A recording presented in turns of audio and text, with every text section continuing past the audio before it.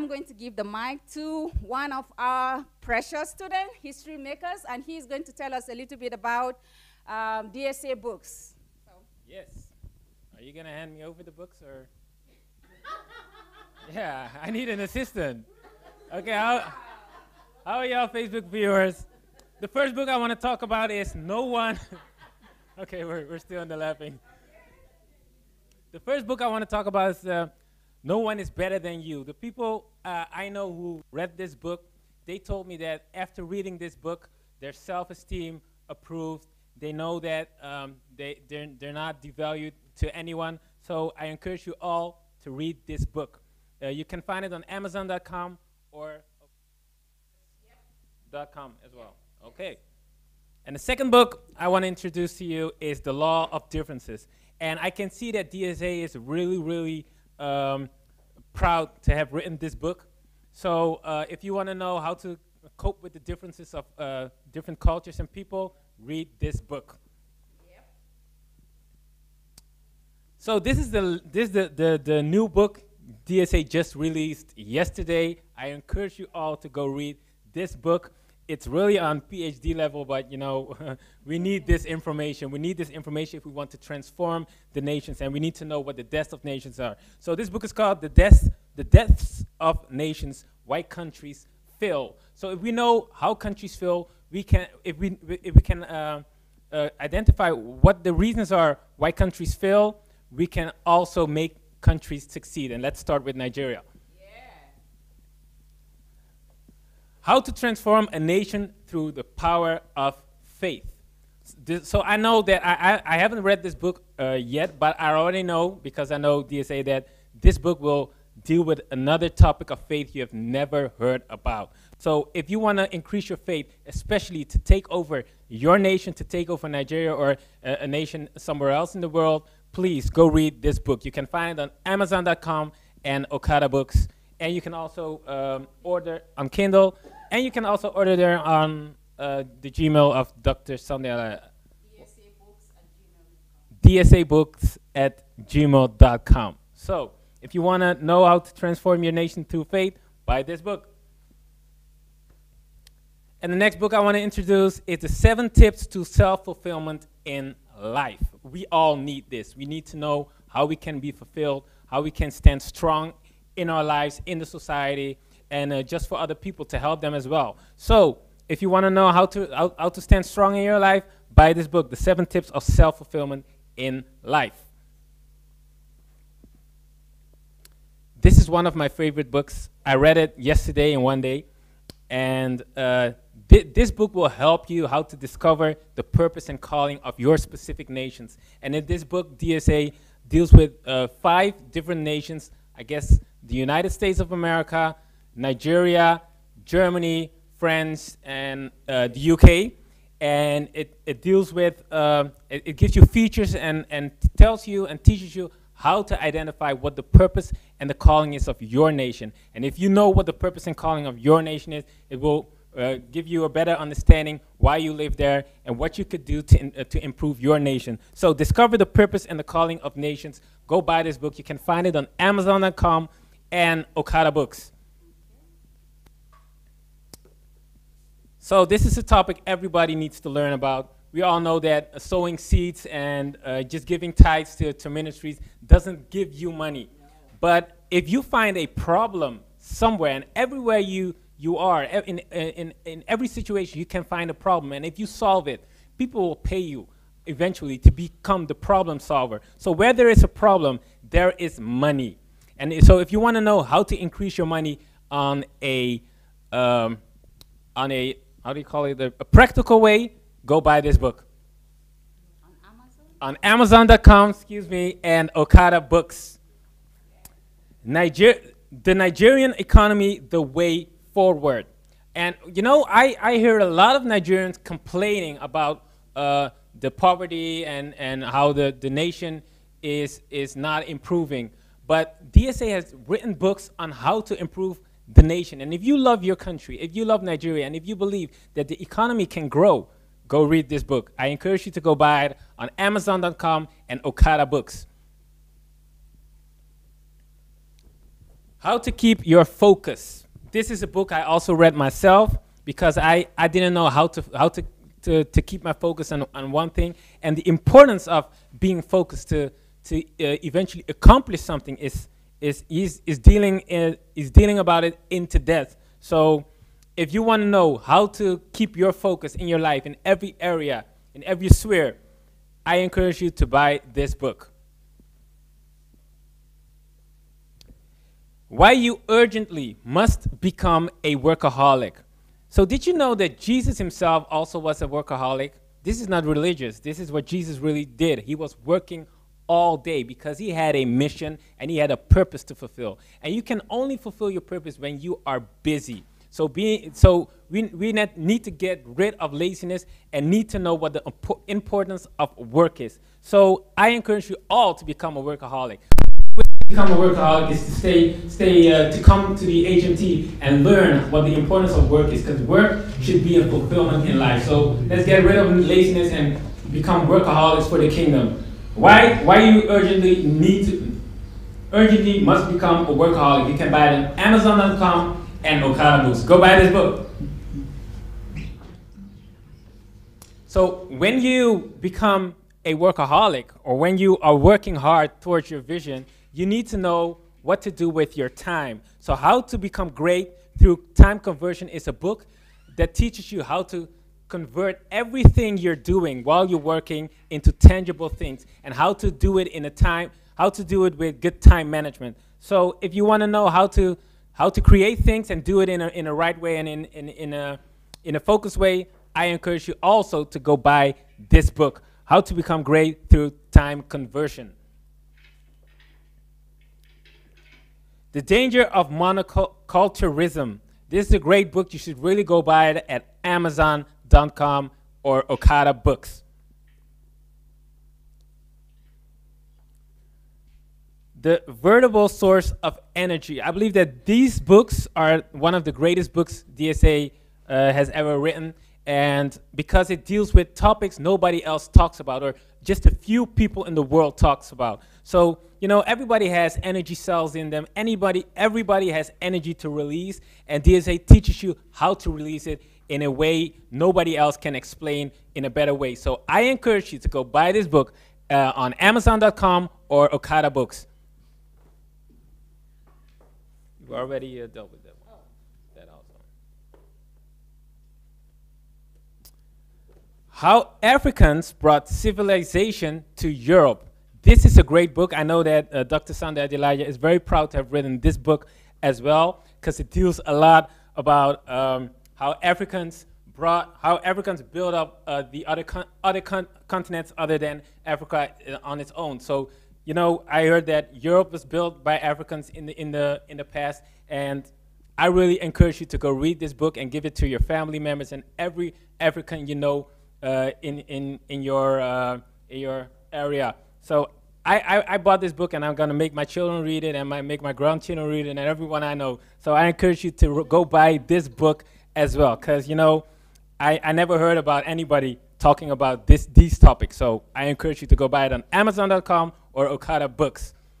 Okay. Yes. Great. Thank you. Yeah. So let's put our hands together and welcome DSA.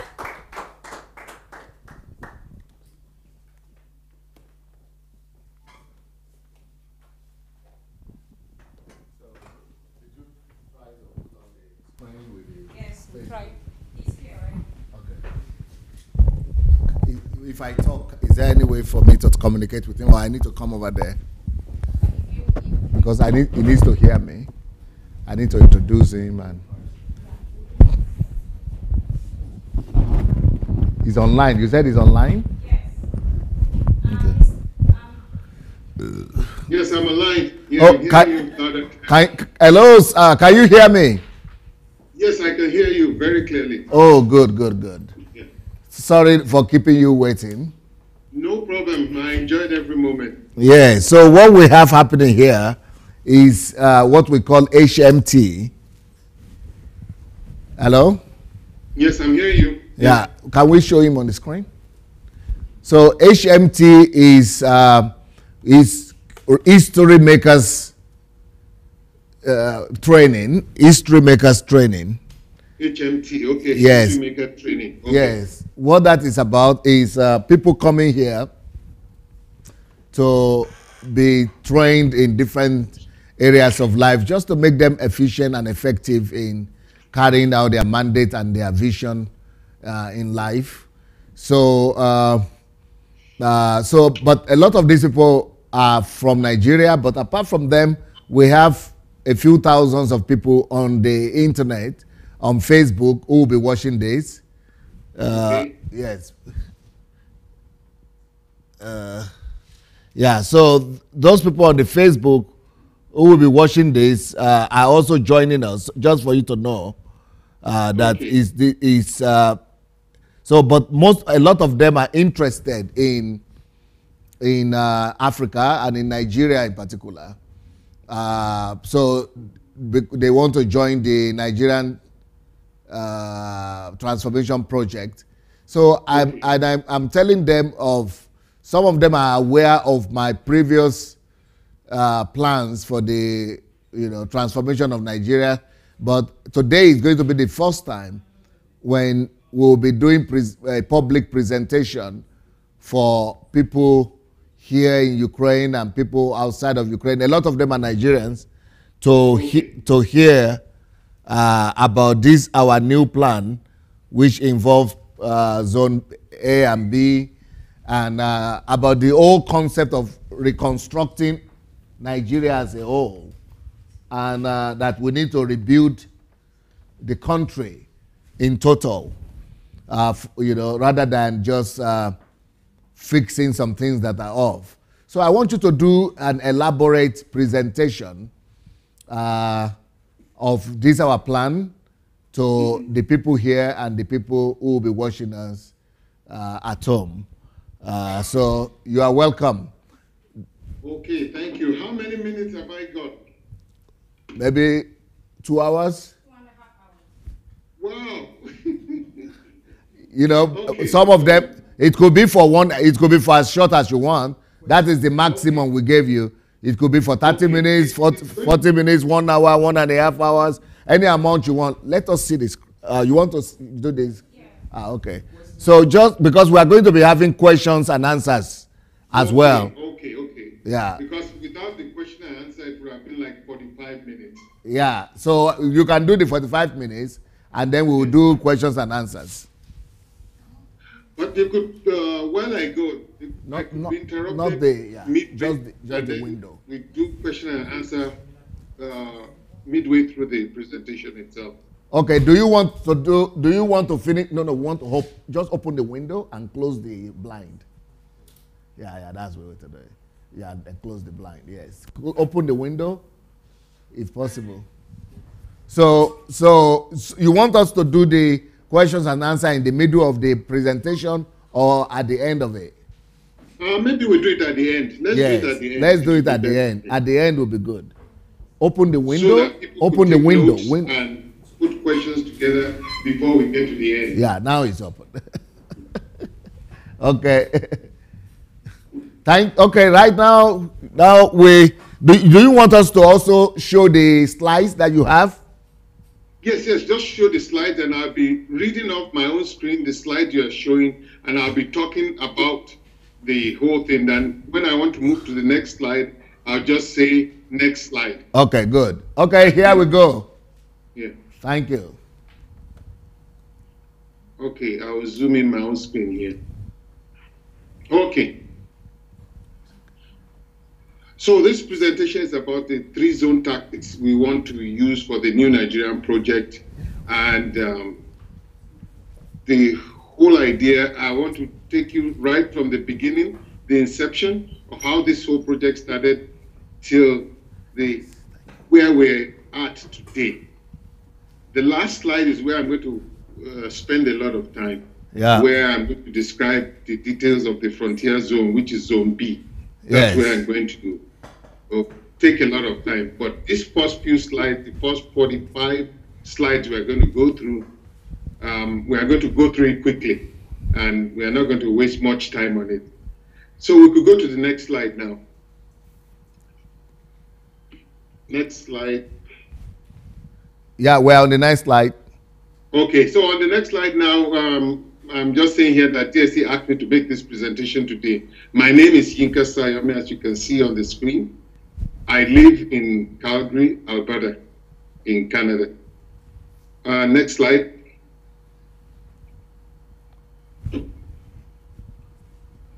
Yeah, well, when I talk about it, or when we talk about the three-zone tactics, we are not talking about ethnic zoning. We are not talking about political zoning. The zoning we are talking about is about the construction for a new society. Next slide. So this is the big picture of the whole presentation. You look at this big picture, you see 6 boxes. We have the goal box at the top, and the next few slides I will tell you why we have that goal, and then we're going to discuss what that goal is. Then the next step will be we're going to go to the strategies section. We're going to tell why we have that strategy. The strategy is there just to make that goal a reality, to make the goal happen. So why we have that strategy we selected and what that strategy is. Then we know that for every strategy, we are supposed to have a parent strategy, which is a global, holistic strategy. And I'll explain what that means. And that's where we have to go to the box on the left, which is the funds, and why we need the funds, and what the funds is. And part of that global strategy also, or what I call holistic strategy, will be the license to operate, which will be the right box, why we have it, and what it is. Then from there, we'll now go to the 3-zone. Why do we have this 3-zone? What the 3-zone is. And then lastly, we'll now go into details of that project itself, what the project is, and how the project will be executed. Okay, next slide. The why did we embark on this one? The reason why we embarked on this project altogether started in 2008 when I heard a story. That was in Ontario. Some people were discussing about a Nigerian businessman that had a penthouse in one of the big hotels in Europe.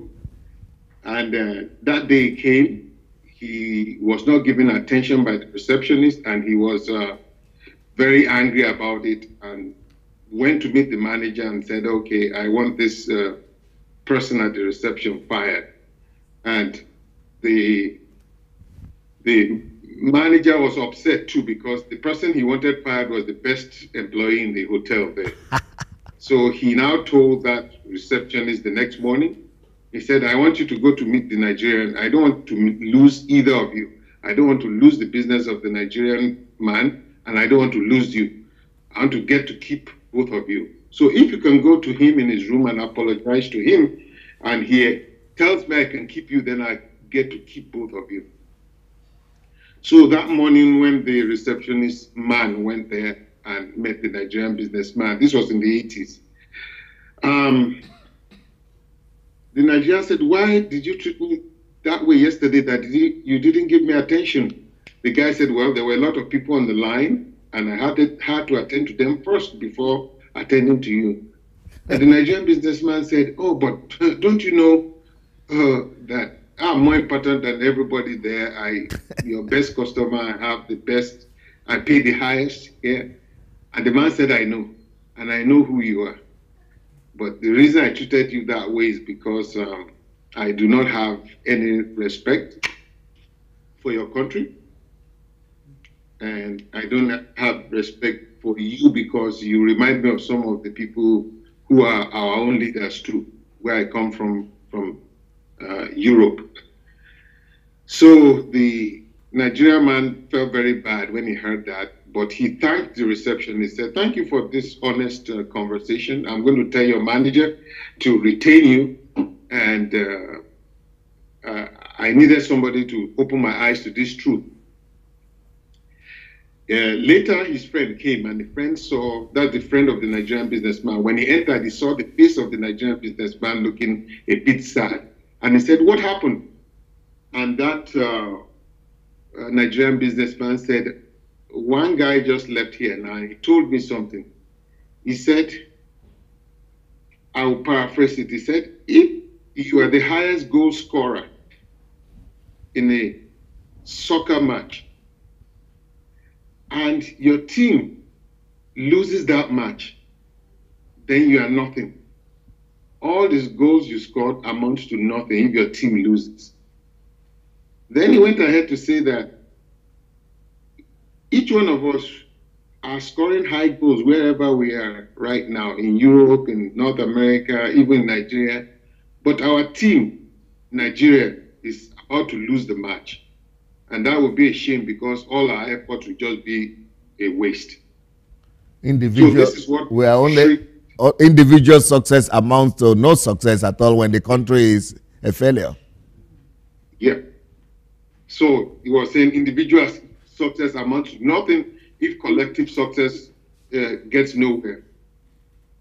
So over time, we got tired of seeing a lot of things. I mean, even those of us who eventually bounded together to start this project, we were tired of seeing international humiliation and shame for our countrymen.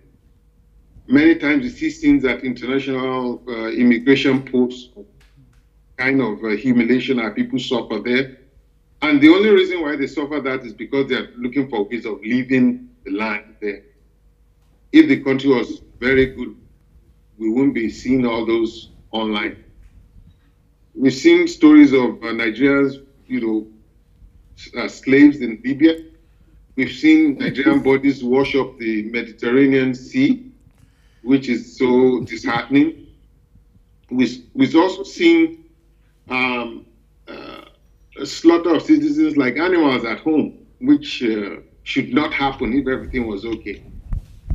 We've seen talents being wasted by road accidents at home, where bad roads, bad vehicles, people who have added so much value to the country just died needlessly. And we see waste of talent due to lack of medicals also. So these are the things that kind of added together and made us to say we have to do something to stop this. Next slide. I'm a bit behind schedule. Okay.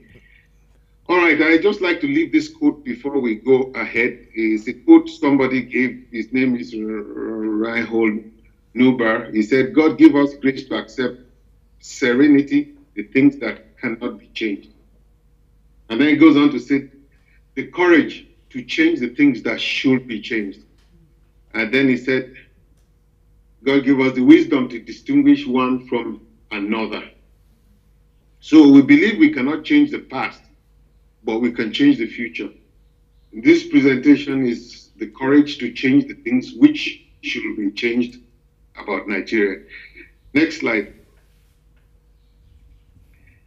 So to make everything very simple, within the group and with DSA, we discussed that. We said, why is respect for country so important?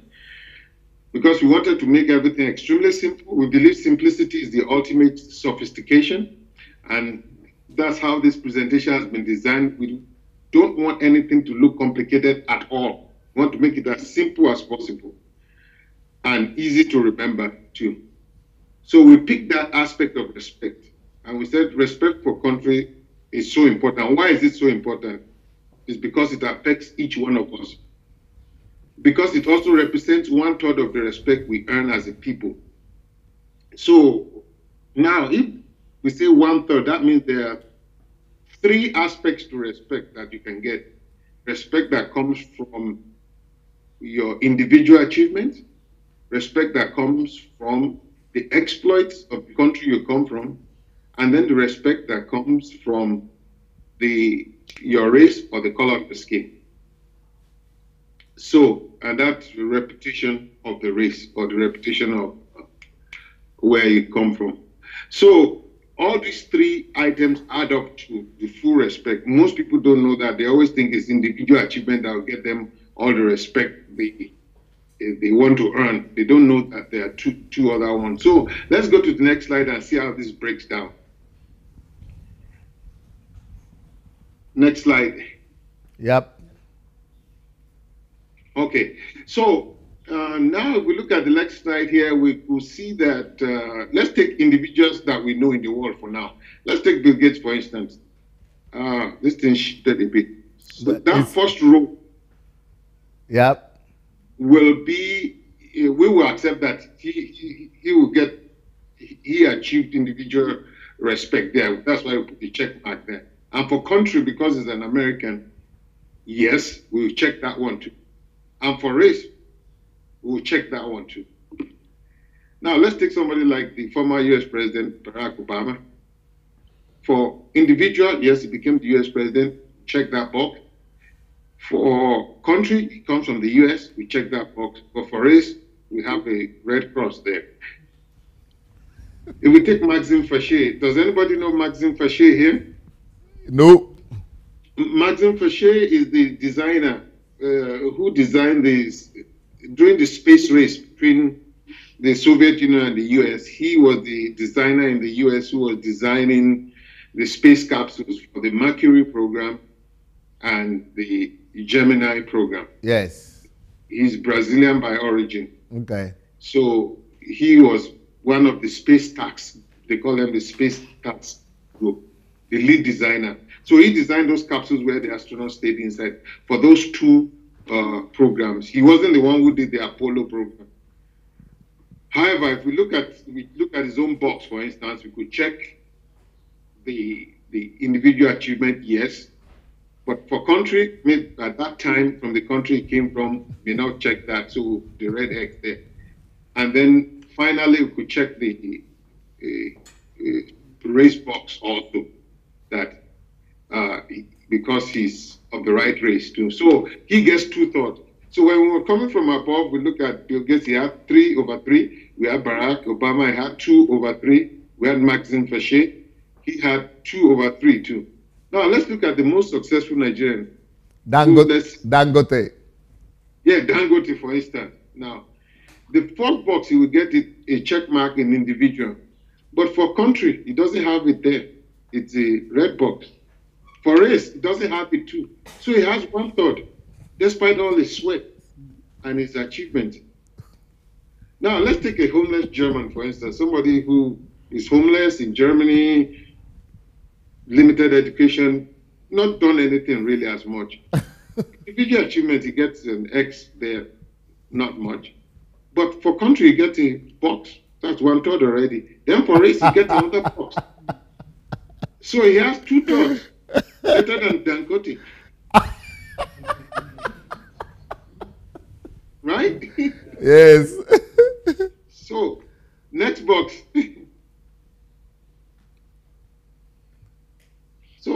So that brings us to our target.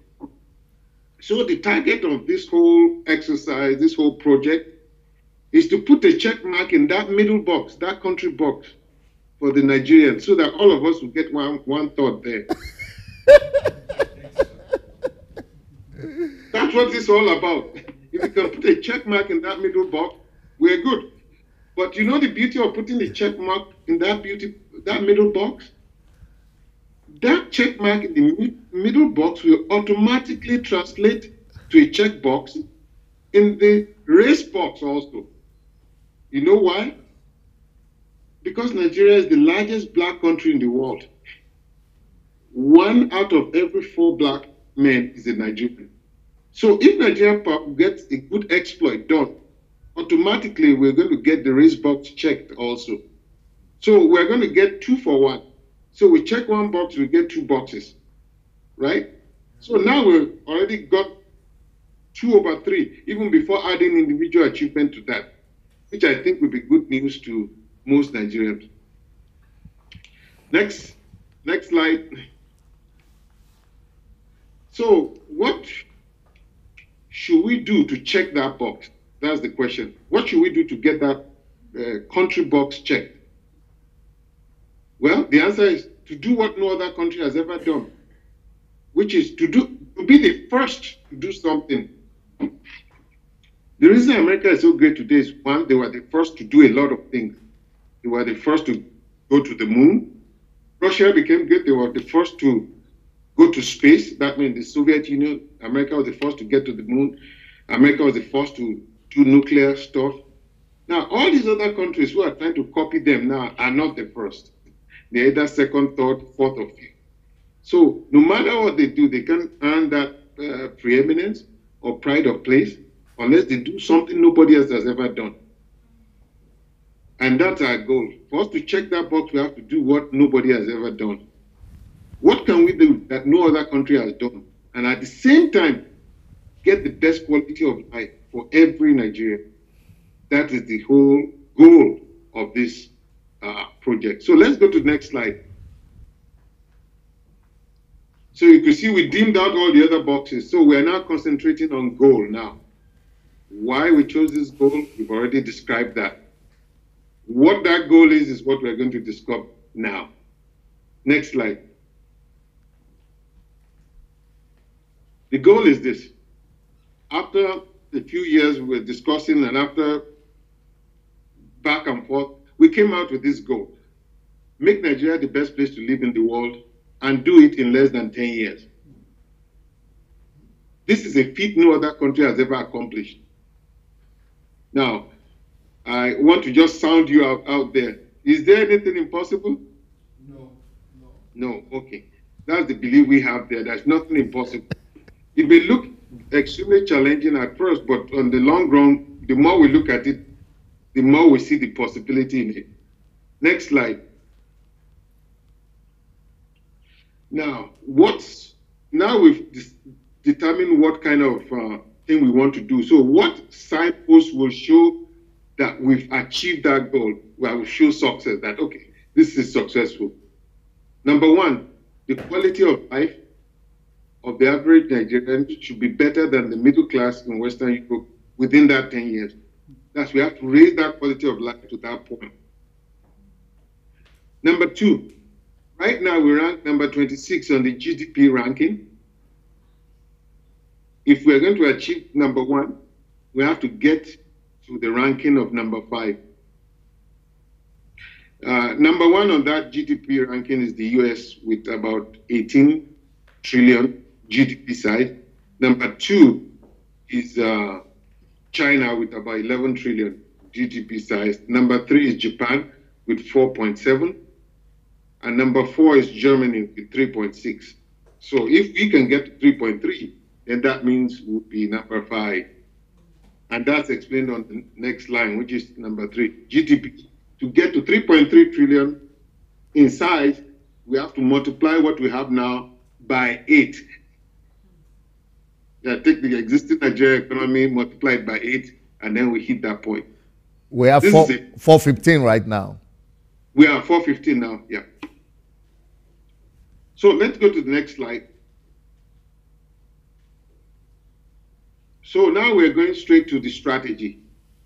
What strategy should we adopt to make this goal possible? What should we do to make this goal a reality? Let's go to the next slide. Now we have 2 strategies we are facing. There's a repair strategy and there's a replace strategy. A repair strategy means to fix the current society. So we have a society in Nigeria now. Do we fix it or do we replace it? Replace means to do away with the current society and put in a brand new one. How do we do that?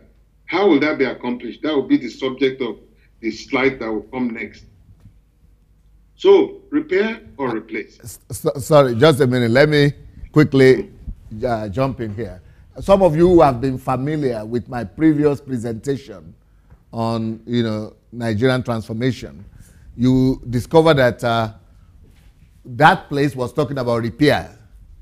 So we are talking about taking every local government and, building hospitals, building infrastructure, but if you really want to compete, that plan that I had was going to be only good enough to make Nigeria, middle income, competitive country, good enough for every Nigerian to be averagely okay.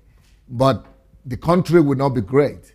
But what replacement would give us an added advantage in the sense that we are going to build a new country that will not be catching up with the West, but that is going to be set up in a way that we are going to start from where the best of the West are. So let's say the West has the best city as smart city. So the list that we are going to have in that sense will be smart city. Exactly. That will be our starting point. Continue, sir. Okay.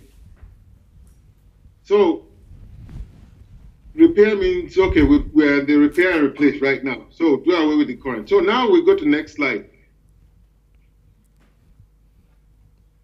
So what strategy will help our goal?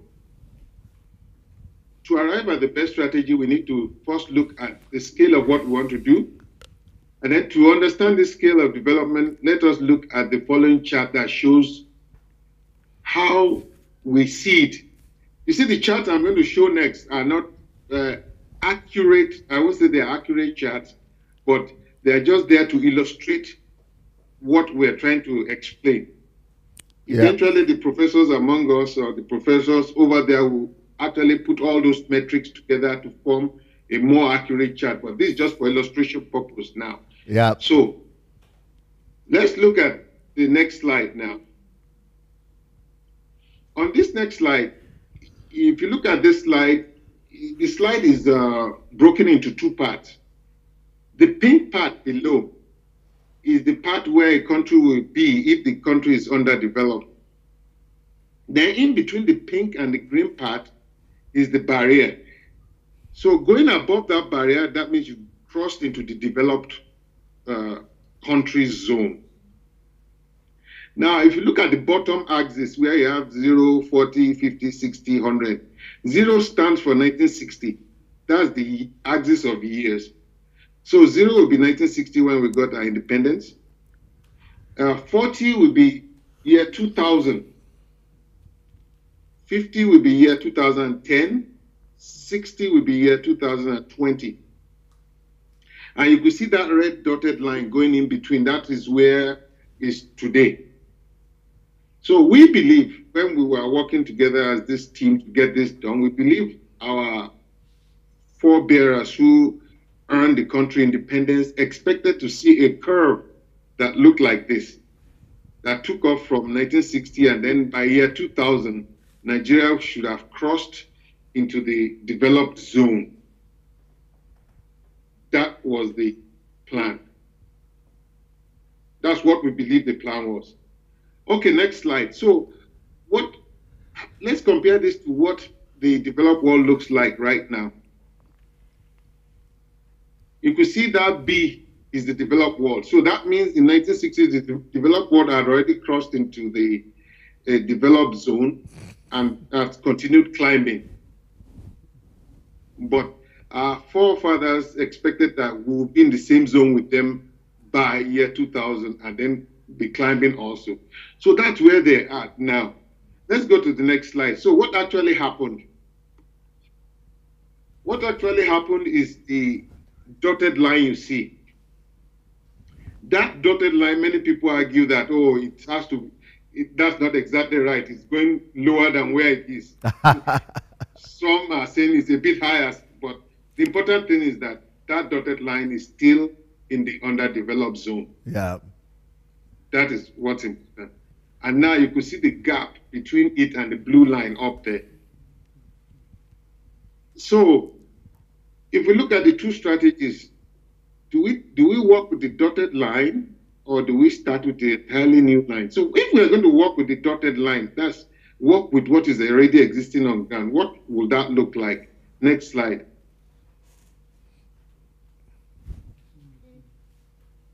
Just a minute, please. Okay.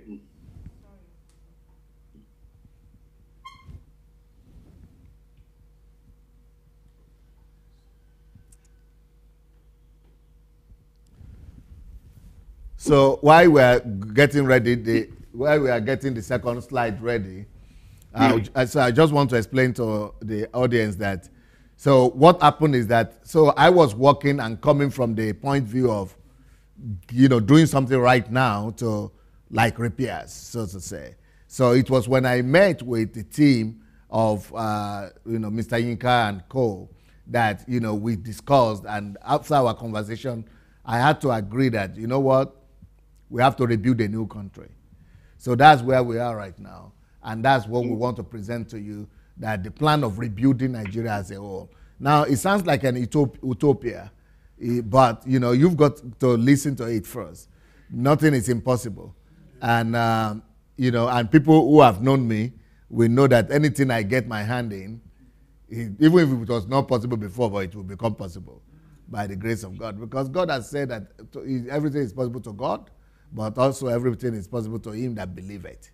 So since we believe, we also see and believe that everything is possible for us.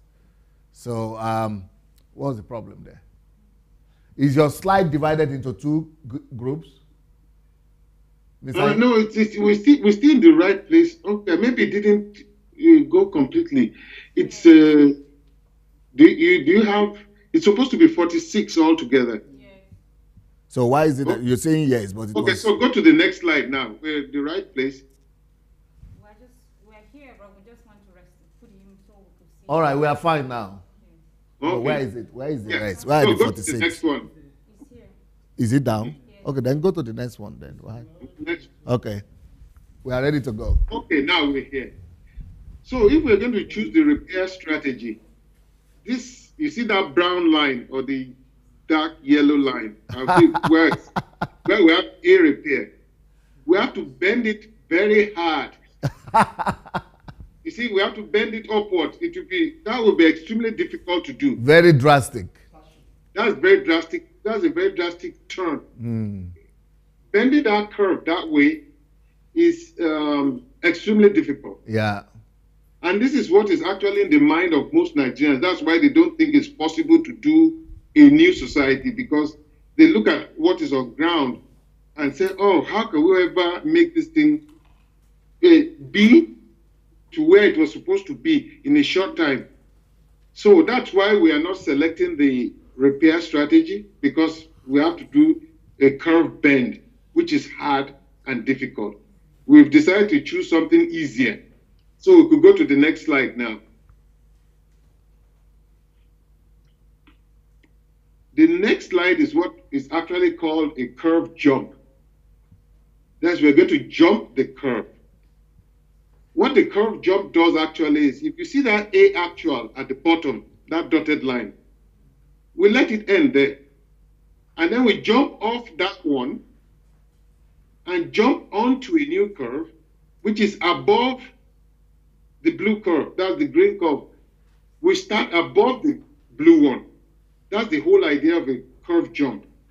Now, I'm sure many of you will be wondering that, has there ever been curve jumps in the world before? What examples of curve jumps do we have? How is a curve jump possible? Okay, let's do a quick look at what a curve jump looks like. Let's go to the next slide. Examples of a curve jump. Remember during the migration from landline to cell phone, that was a curve jump. Yeah. That curve jump meant we had to do away with the restrictions caused by cable. At that time, many people were already budgeting and estimating that, oh, we have to lay so many cables, we have to have this cable plant, we have to have underground trunking, we have to have marshalling, we have to have MDFs, main distribution frames, we have to have exchanges. So all those were being assembled, and the cost was high and it was looking impossible because they had to rip up all the land and all the rest. But when the curve jump was done from landline to cellular, all of a sudden, what looked impossible became possible. In the 80s, when they were saying, oh, is it possible for every Nigerian to get a phone? People were saying, no, it's not possible because the cost will be too high. Because of all this cable thing we had to do. We had to tear up the whole country and lay cable everywhere. But the new technology made that unnecessary, made it irrelevant. And today, what looked impossible is even more than possible now, because even school children in Nigeria have 2 cell phones now. So that's a curve jump. The second example I will give is that of the lake.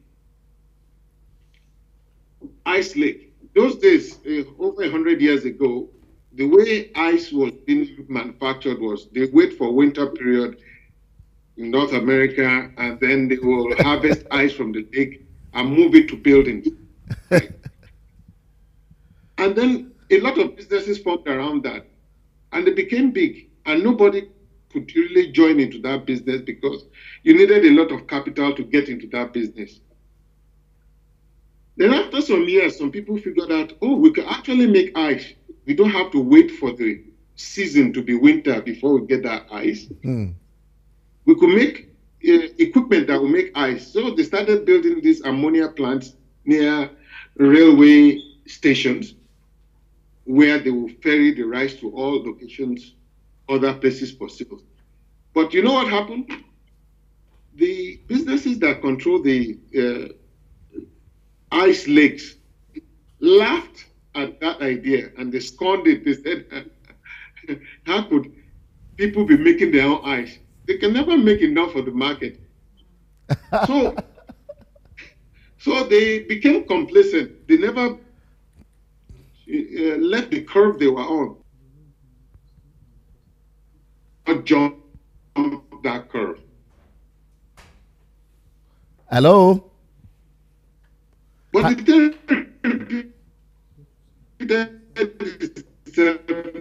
again. The people on the ammonia plant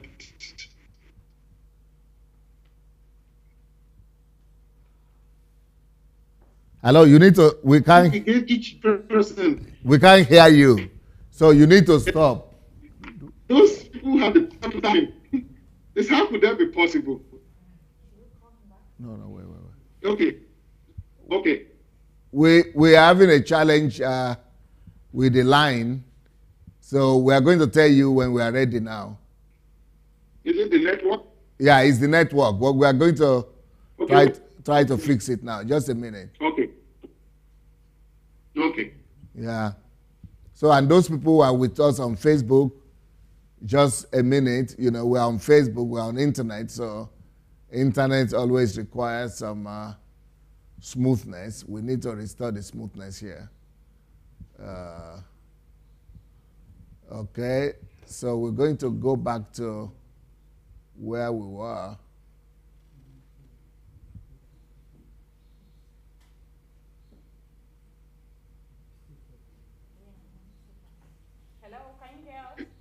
Yes, I can hear you loud and clear. Can you hear me? Yes. Okay. We need to bring the sponsor. Where was the last part? What did you hear last before the signal went? The last we had was the ice lake. We finished with the ice lake. Okay. So the people who had the ammonia plant also, when some other people came and said, oh, we can start making refrigerators or fridge for individuals at home, they too laughed at that idea and they scorned it. They said, who want to make ice by themselves in their houses? So they too couldn't jump that curve. Okay. So that second curve, most of the businesses that started with the ammonia plant, they also went bankrupt and they went out of business because the guys who made the fridges took over the market. And then the last one I talking about is number 3. We all knew what happened there because that happened before our eyes. We all were buying this Sony Walkman to listen to music. Either you put cassette inside or CD. And if you were going to travel, you carry like maybe 100 CDs with you or whatever. Now you could have everything in one device. So that's examples of curve jumps. Let's go to the next strategy. Next slide, sorry. Next slide. No, we saw the whole thing was bigger just now. Yeah. Okay. Okay, the next one. Yeah.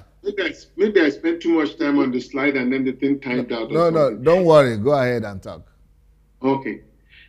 So the next slide says replace strategy. Why? Why are we choosing the What number? What number is that? That's slide number 23. Number 23. Okay. Yeah, go ahead. Okay. Do you have 23 showing? Yes. Okay. Looks like I'm not getting the right one. 23. What's the next one after 23?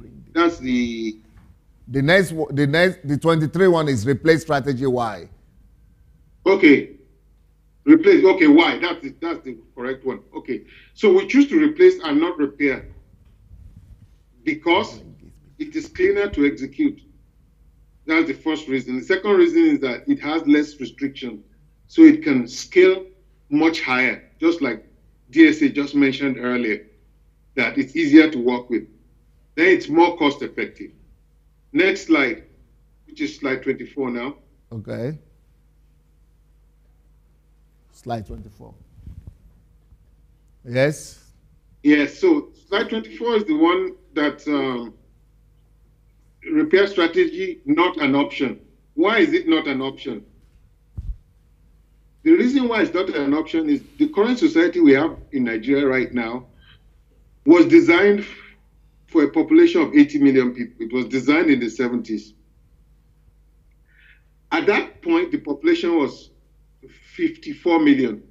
Do you have that slide where you have the yes 70? Okay. If you look at that population, it was 54 million then. Now it is 188 million. That's more than times 3. Okay, so the population has gone up by times 3. And the society is still the same one. Okay, let's look at the states. The states in 1970 was 12 states. Now we have 36 states.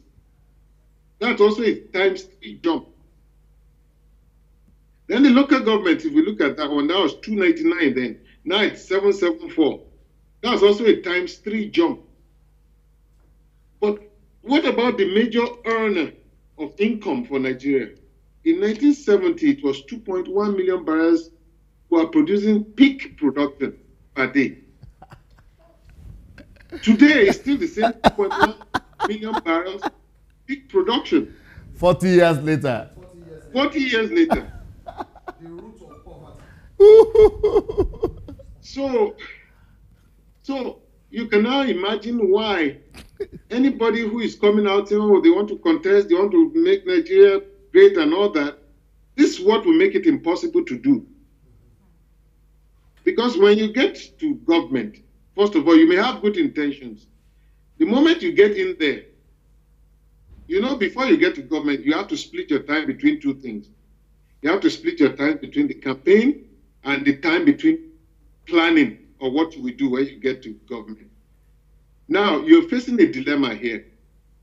If you put too much time in planning, you won't put enough time in campaign. So that means you won't be able to execute your plan if you lose the election. So if you plan well, that means you are going to lose the election. If you campaign well, that means you won't have a good plan when you get in.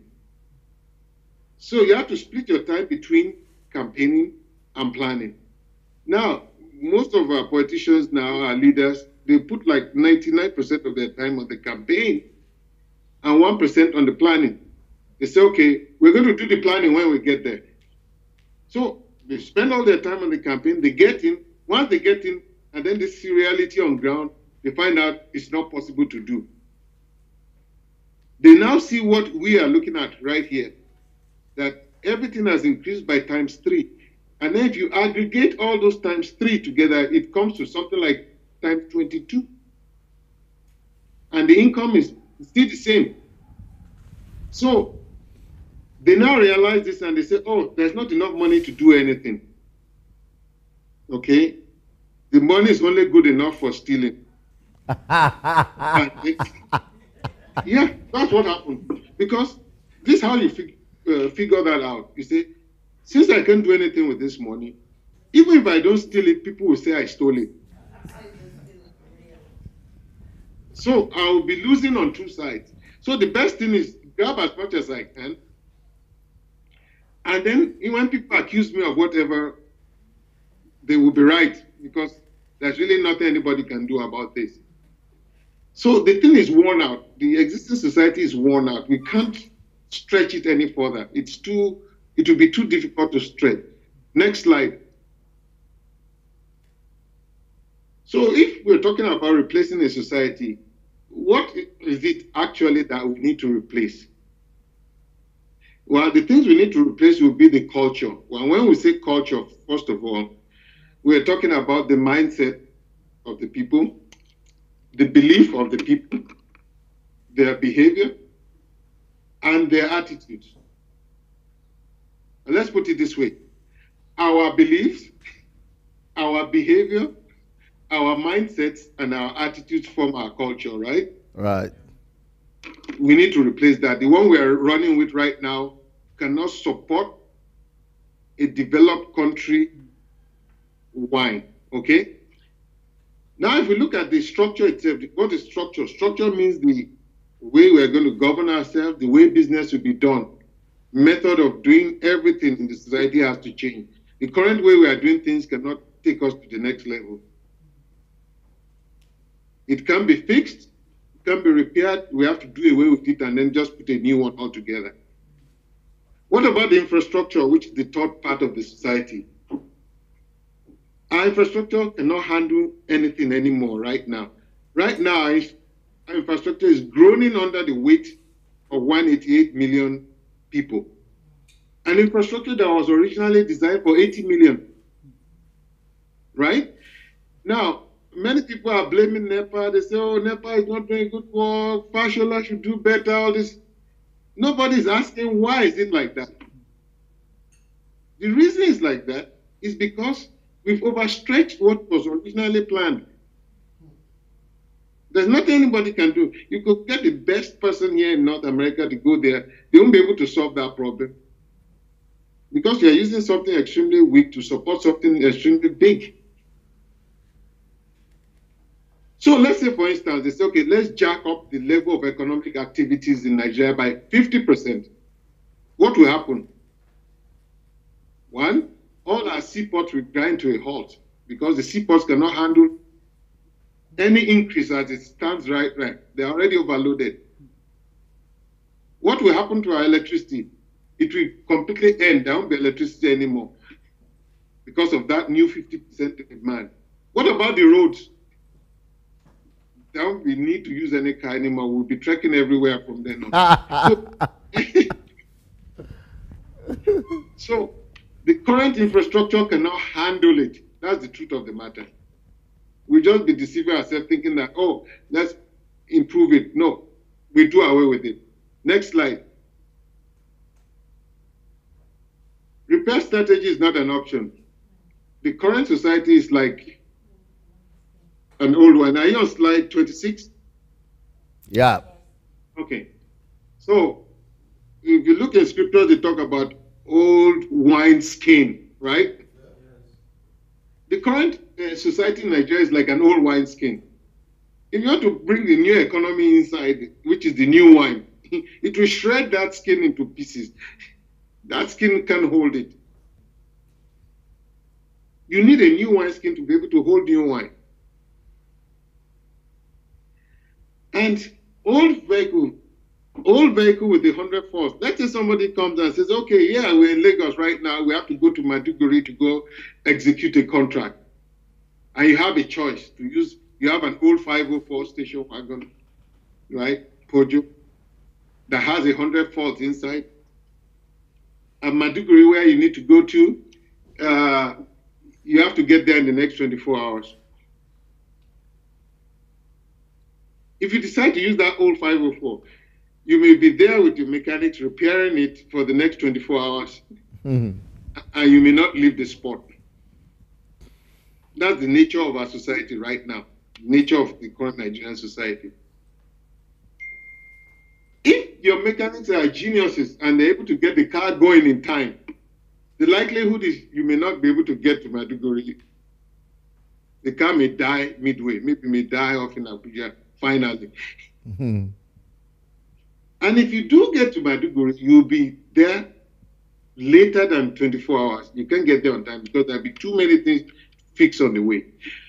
So if you're going to make that trip to the new location, will it be better to try and fix that 504, or you get a new SUV that has all-wheel drive, elevated suspension, electronic stability program, lane departure, the radar, everything in there, auxiliary external tank. Of course, you may even get there before the 24 hours, because that new vehicle is not going to break down. It's going to get there early, to the point that when you get to Maiduguri, you have time to go to a restaurant, get nice food, even freshen up, get a nice shower before going to execute your contract. That's what we need to do with the new Nigerian society. We need to build a society like that new vehicle. We can't use what we already have now. It's too hard. Next slide, slide 27. Slide 7, what do we need to make the strategy a reality? What do we need to make it a reality? And that leads us to the next topic, which is grand strategy. Every strategy has a parent strategy. And in our own case, our parent strategy for the 3-zone strategy we're trying to do is called the funding strategy and the license strategy. And I'll explain what that means. Let's go to the next slide, slide 29. Question is, what is the grand strategy? What it does, it solves a problem above the level it was created. It does not deal with byproducts of the problem, but it deals with the parent problem. It solves many problems with just one move. So instead of solving 100 problems, you just solve one problem and it takes care of the 100. That's much easier. Examples of the importance of a grand strategy. I'll tell a quick story. How much time have I used so far? It looks like I've used up to an hour. Yeah, just go ahead. Okay. There was a war some years ago, like 20 years or so ago. A war happened. And then the soldiers came home and everybody was present. The media was there. They would say, oh, they were heroes. They fought a great war and all that. And then when the media went to meet one of the regiments, the first of the regiments they interviewed, they said, oh, how did the war go? You guys must have fought really gallantly.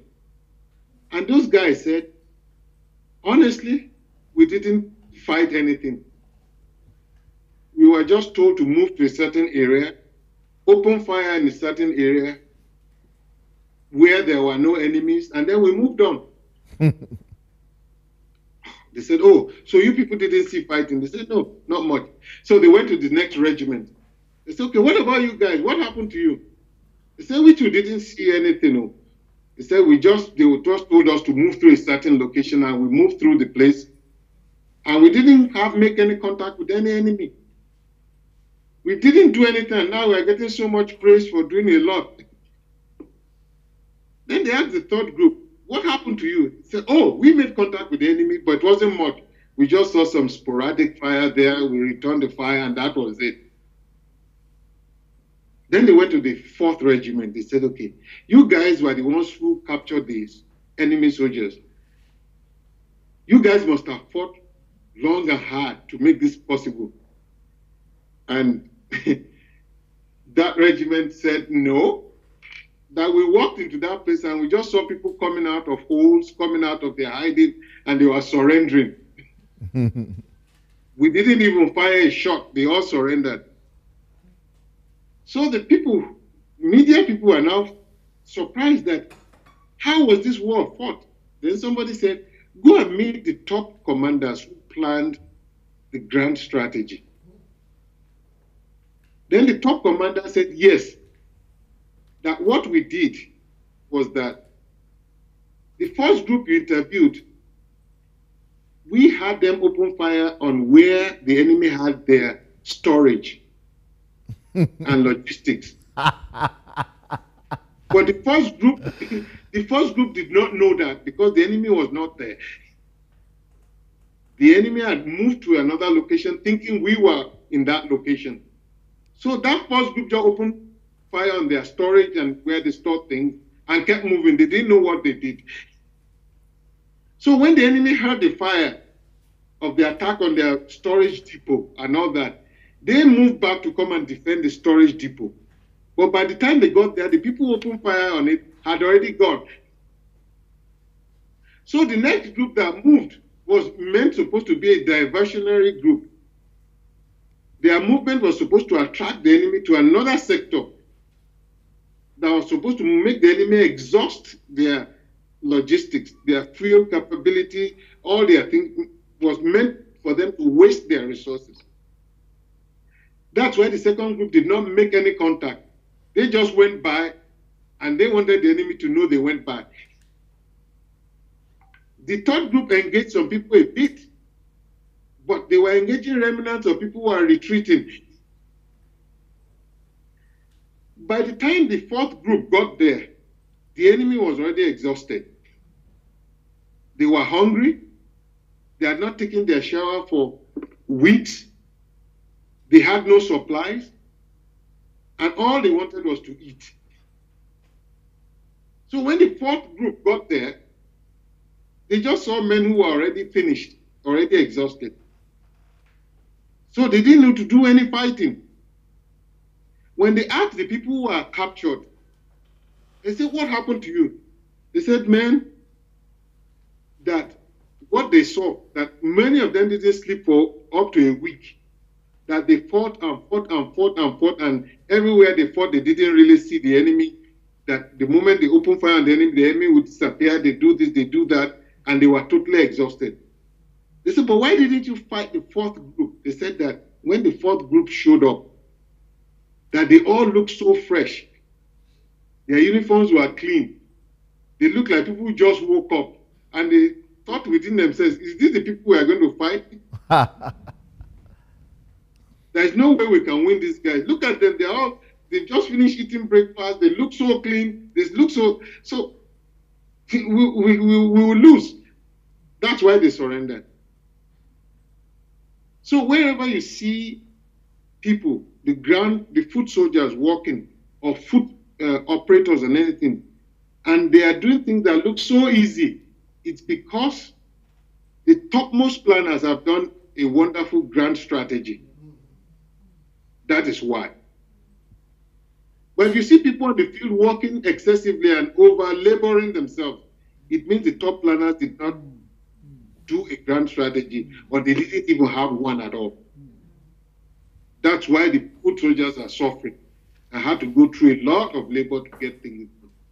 So in this planning for this project, we were also talking about grand strategy. What grand strategy should we have in place that will make our original strategy work perfectly?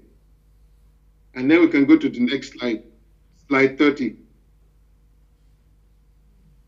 How do we develop a grand strategy? The steps are this: have a clear goal.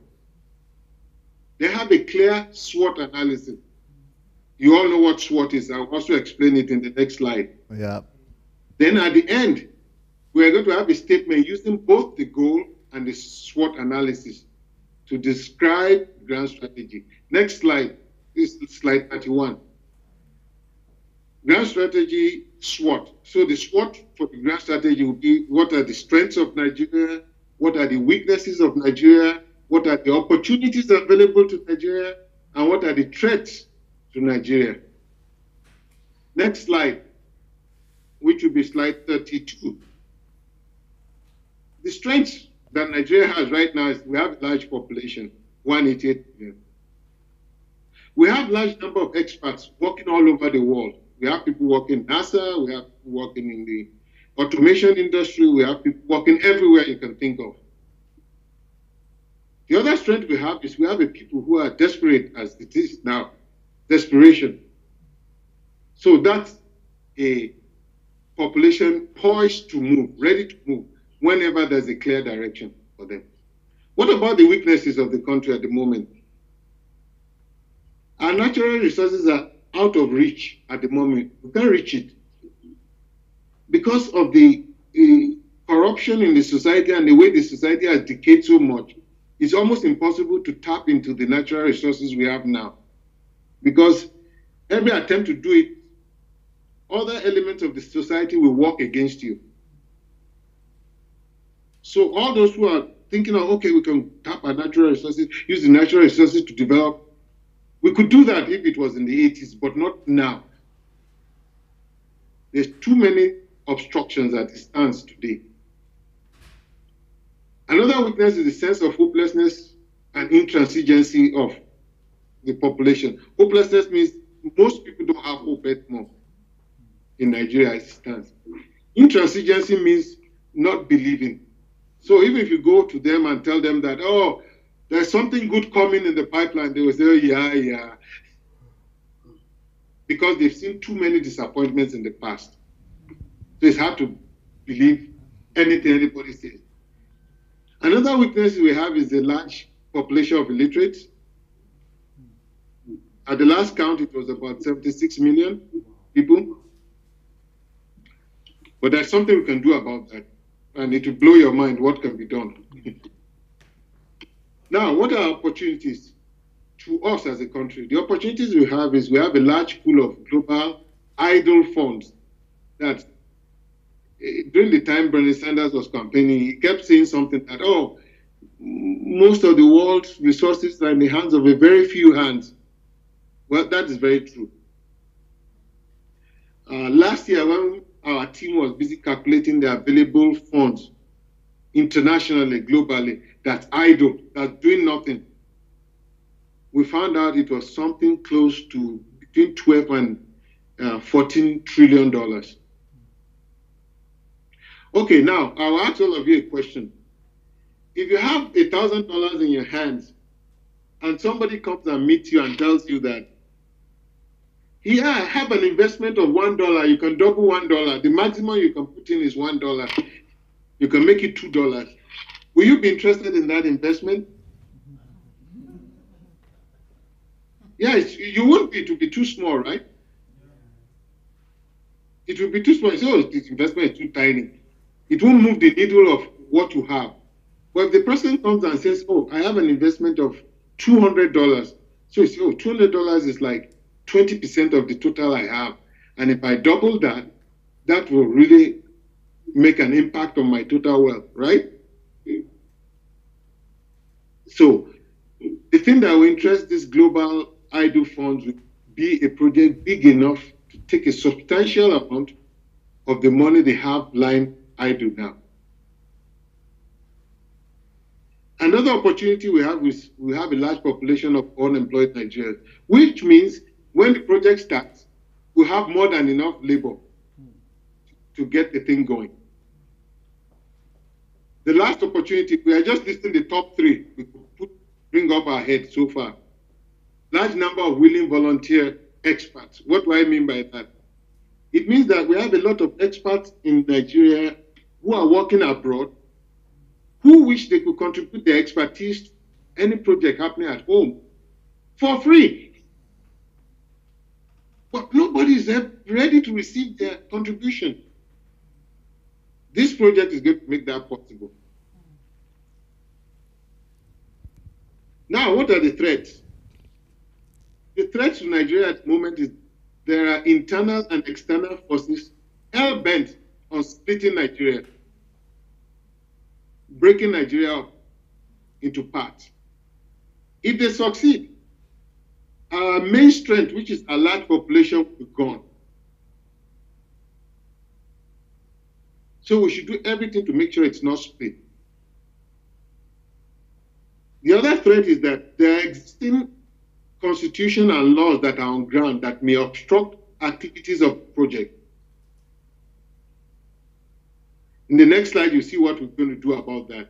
Then the last threat, which is out of the top three, is terrorism. We can go to the next slide. So based on that SWOT analysis we did earlier in the previous pages and goal we talked about earlier, we came out with a statement that looks like this for the grand strategy statement to use the pool of available global funds with support of volunteer Nigerian planners and the Nigerian authorities to replace the current society with the best society in the world within a decade. This statement could change anytime. It's still evolving. And I expect you guys out there to help fine-tune and make this better. Let's go to the next slide. Next slide is the grant strategy. This is the funding part of it, based on that statement. And we've already described what's in funds part. Global funds, idle funds. Next slide. This slide 35, I think. Are you still hearing me? Yeah, very well.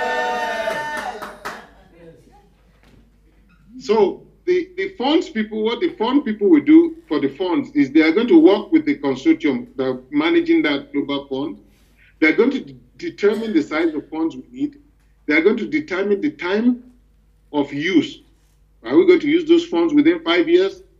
And then they're going to determine what payback, either in time or benefits, that will accrue to the people who make the funds available. They will give them that, okay, if you release these funds, this is what we are going to get in return. And they have to come out with a plan that will make the people who hold the funds right now to be more than willing to release it. In fact, their plan is to be so good that they will be begging us that when will the project start, we want to pump the money right now. Not because they love us, but because of the returns they are going to get. That's the key to the success of this grand strategy of funds. To get them to bring out the money, you have to look at their own self-interest, not ours. And if you walk around their own self-interest, they'll bring the funds faster than you even want it. Next slide. Slide 36. The license to operate. Why do we need the license, and what would the license look like? To operate in Nigeria right now, Nigeria has a constitution, it has a legal framework that's guiding the country. We will look at what is on ground right now in terms of the law and the constitution, and another team is going to work out what kind of amendments need to be made to the laws and constitutions to facilitate our work so we can do this work. Then once they get that done, they will now take this whole plan and look at the same thing we did with the international funding agents and funding consortium. They will go to the legislators too and say, well, what are the things that are of interest to the legislators? They work with them one by one and then get them together and say, okay, look, these are the benefits that will accrue to you both individually and collectively as a country. And this is what we need from you. We want a bill or a legislation that will amend these parts of the law and give us 10 years to create 3 zones.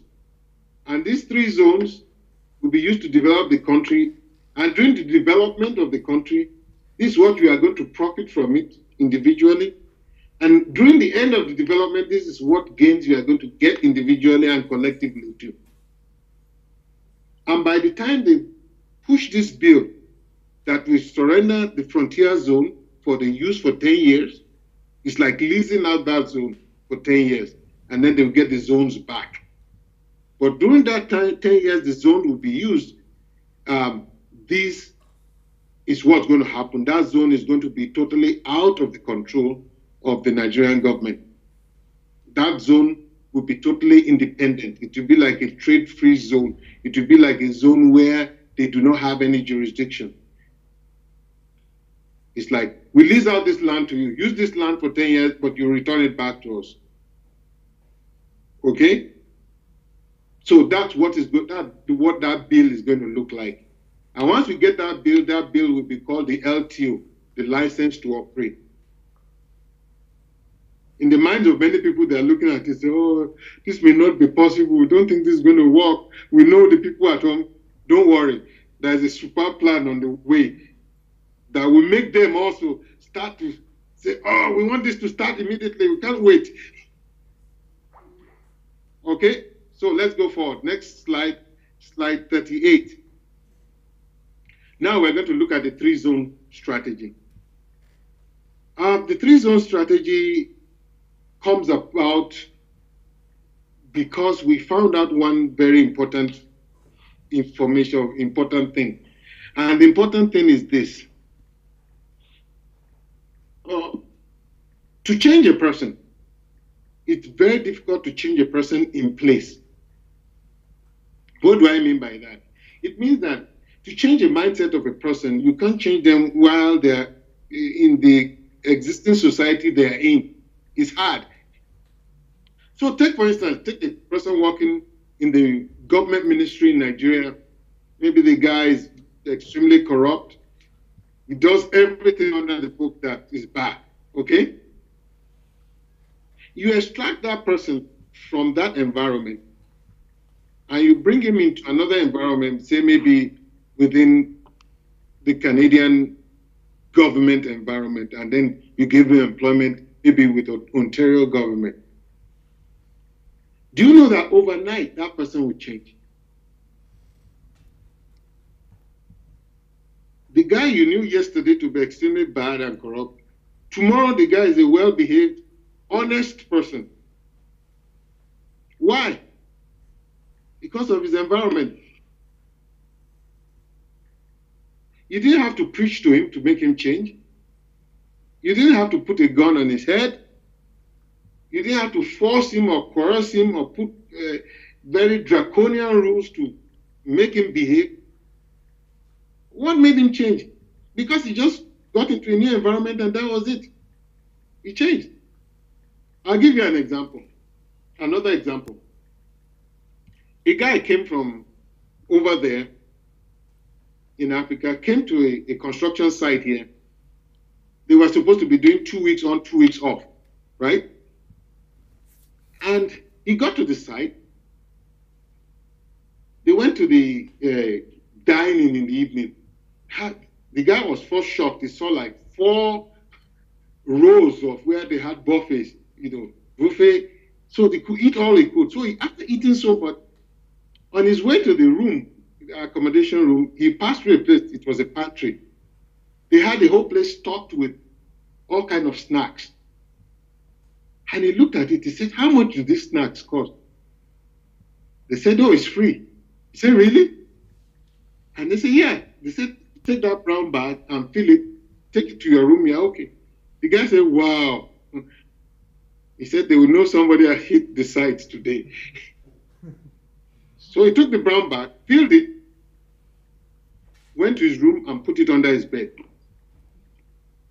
An hour later, he came back. He said, "These people must be very stupid though." Then he filled the second bag, took it under the bed too. Then the third bag. Then the next day, he filled another 3 bags. Then one day, after a week, he said, we have only 1 week to go back, to rotate back and come back to site. How am I going to eat all these things inside this bag?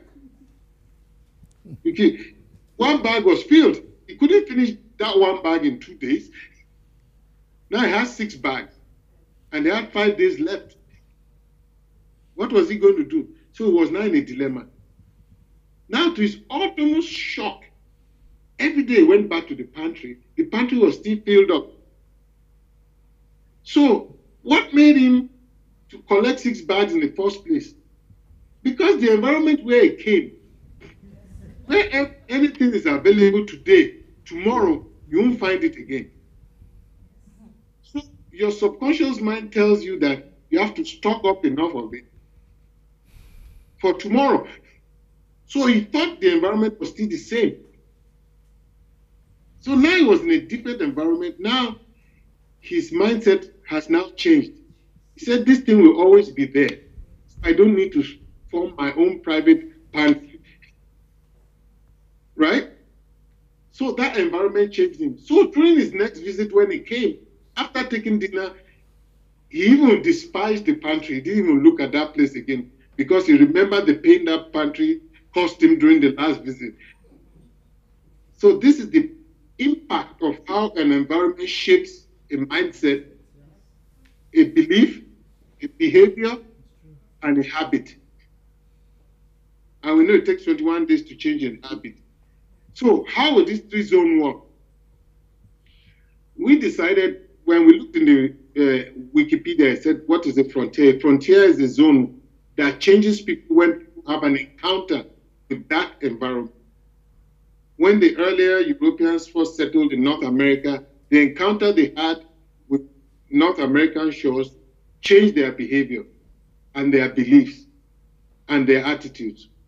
Because if they didn't change, they won't be able to survive. Nobody preached to them, nobody appealed to them, nobody forced them.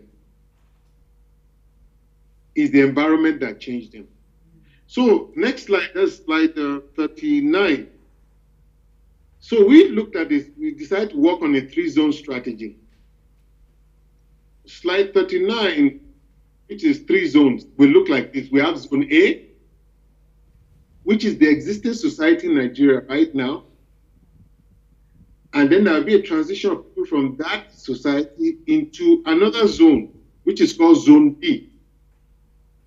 Zone B is where I'm going to focus most of my attention today, what the time left.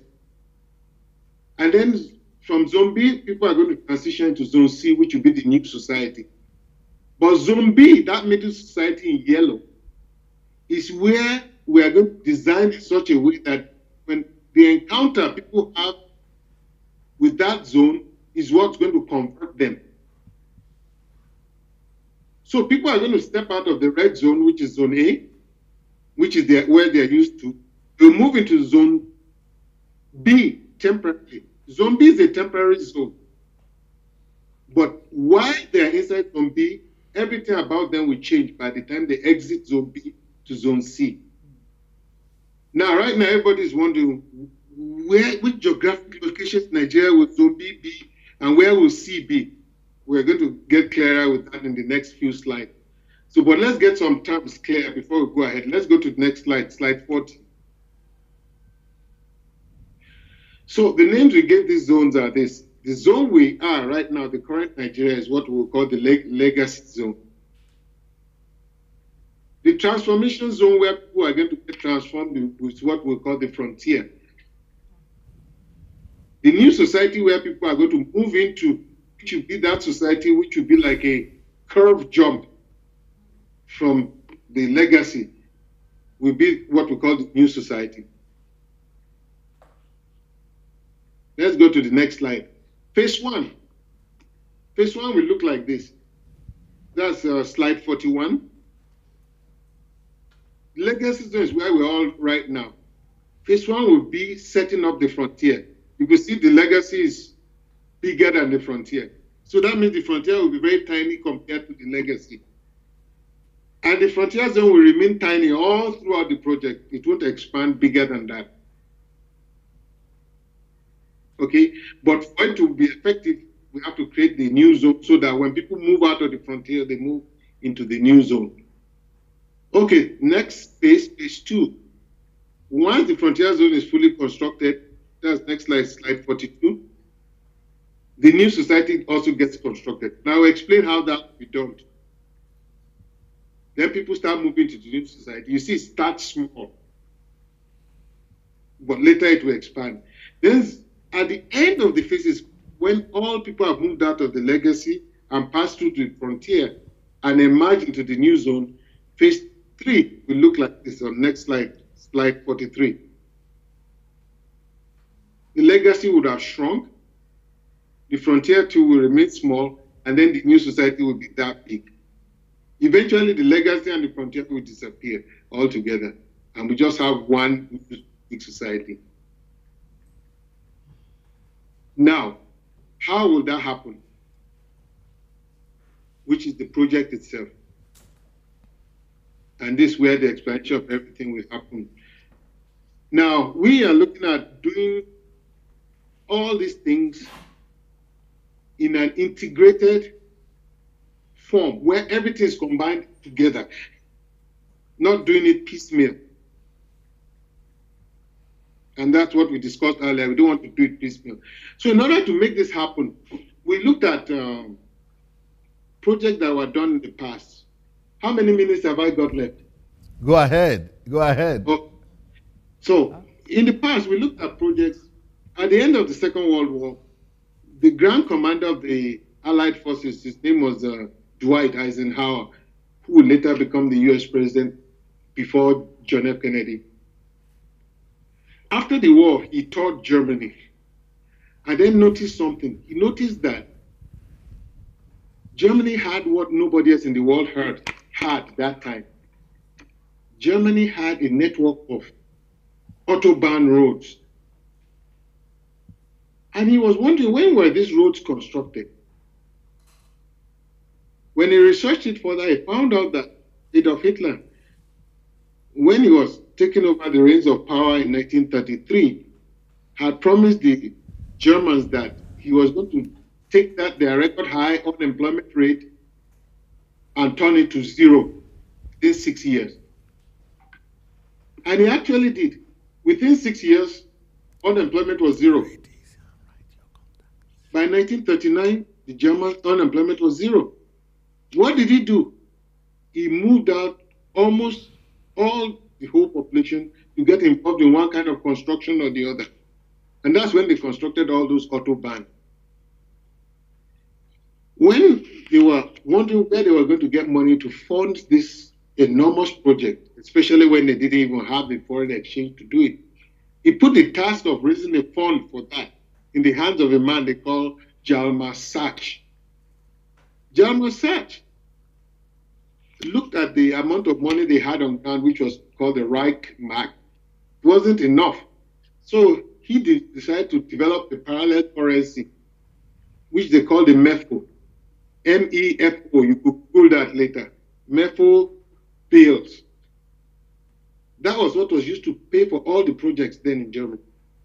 And then MEFO was a kind of, it was like a treasury bill. It was a deferred kind of currency. So you earn it today, but you can't convert it to Reichsmark until much later tomorrow. So that's how they paid for all their projects. And by the time people started converting the MEFO to the Reichsmark, the improvement in the economy had already made the Reichsmark big enough and strong enough to be able to pay off all the MEFO. So that was one way they went about it. I'm not saying we should copy it, but it's the way Germany did it in the face of how many things happened. So in our case, what are we going to do? Just like Dwight Eisenhower did in the US, when he became US president, he decided to institute the Interstate Project, which got its origin from what he saw in Germany. He said, okay, we have to create a network of roads across the US too and open up the economy of the US. That way, people will get employed, companies will have business, and they just blow up the infrastructure. But in our case, we are going to go further than that in the case of Nigeria.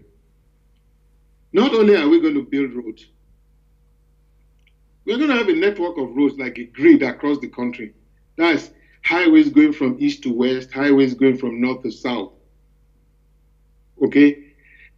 And the highways are going to be divided into segments of 50 kilometers long. Each segment will be 50 kilometers. We're going to have 235 segments. Each segment is going to have a 6-lane highway in both directions. So 6 lanes going one direction, 6 lanes coming the other way. Next to that highway will be 4 rail lines going in one direction, 4 rail lines coming in the other direction. You don't have the diagram? The diagram will be next. Okay. Let's go to the next one, slide 46. Wow. Slide 46. If you look at slide 46, let's first analyze this slide. If you look at, let's take the north-south highways. Okay?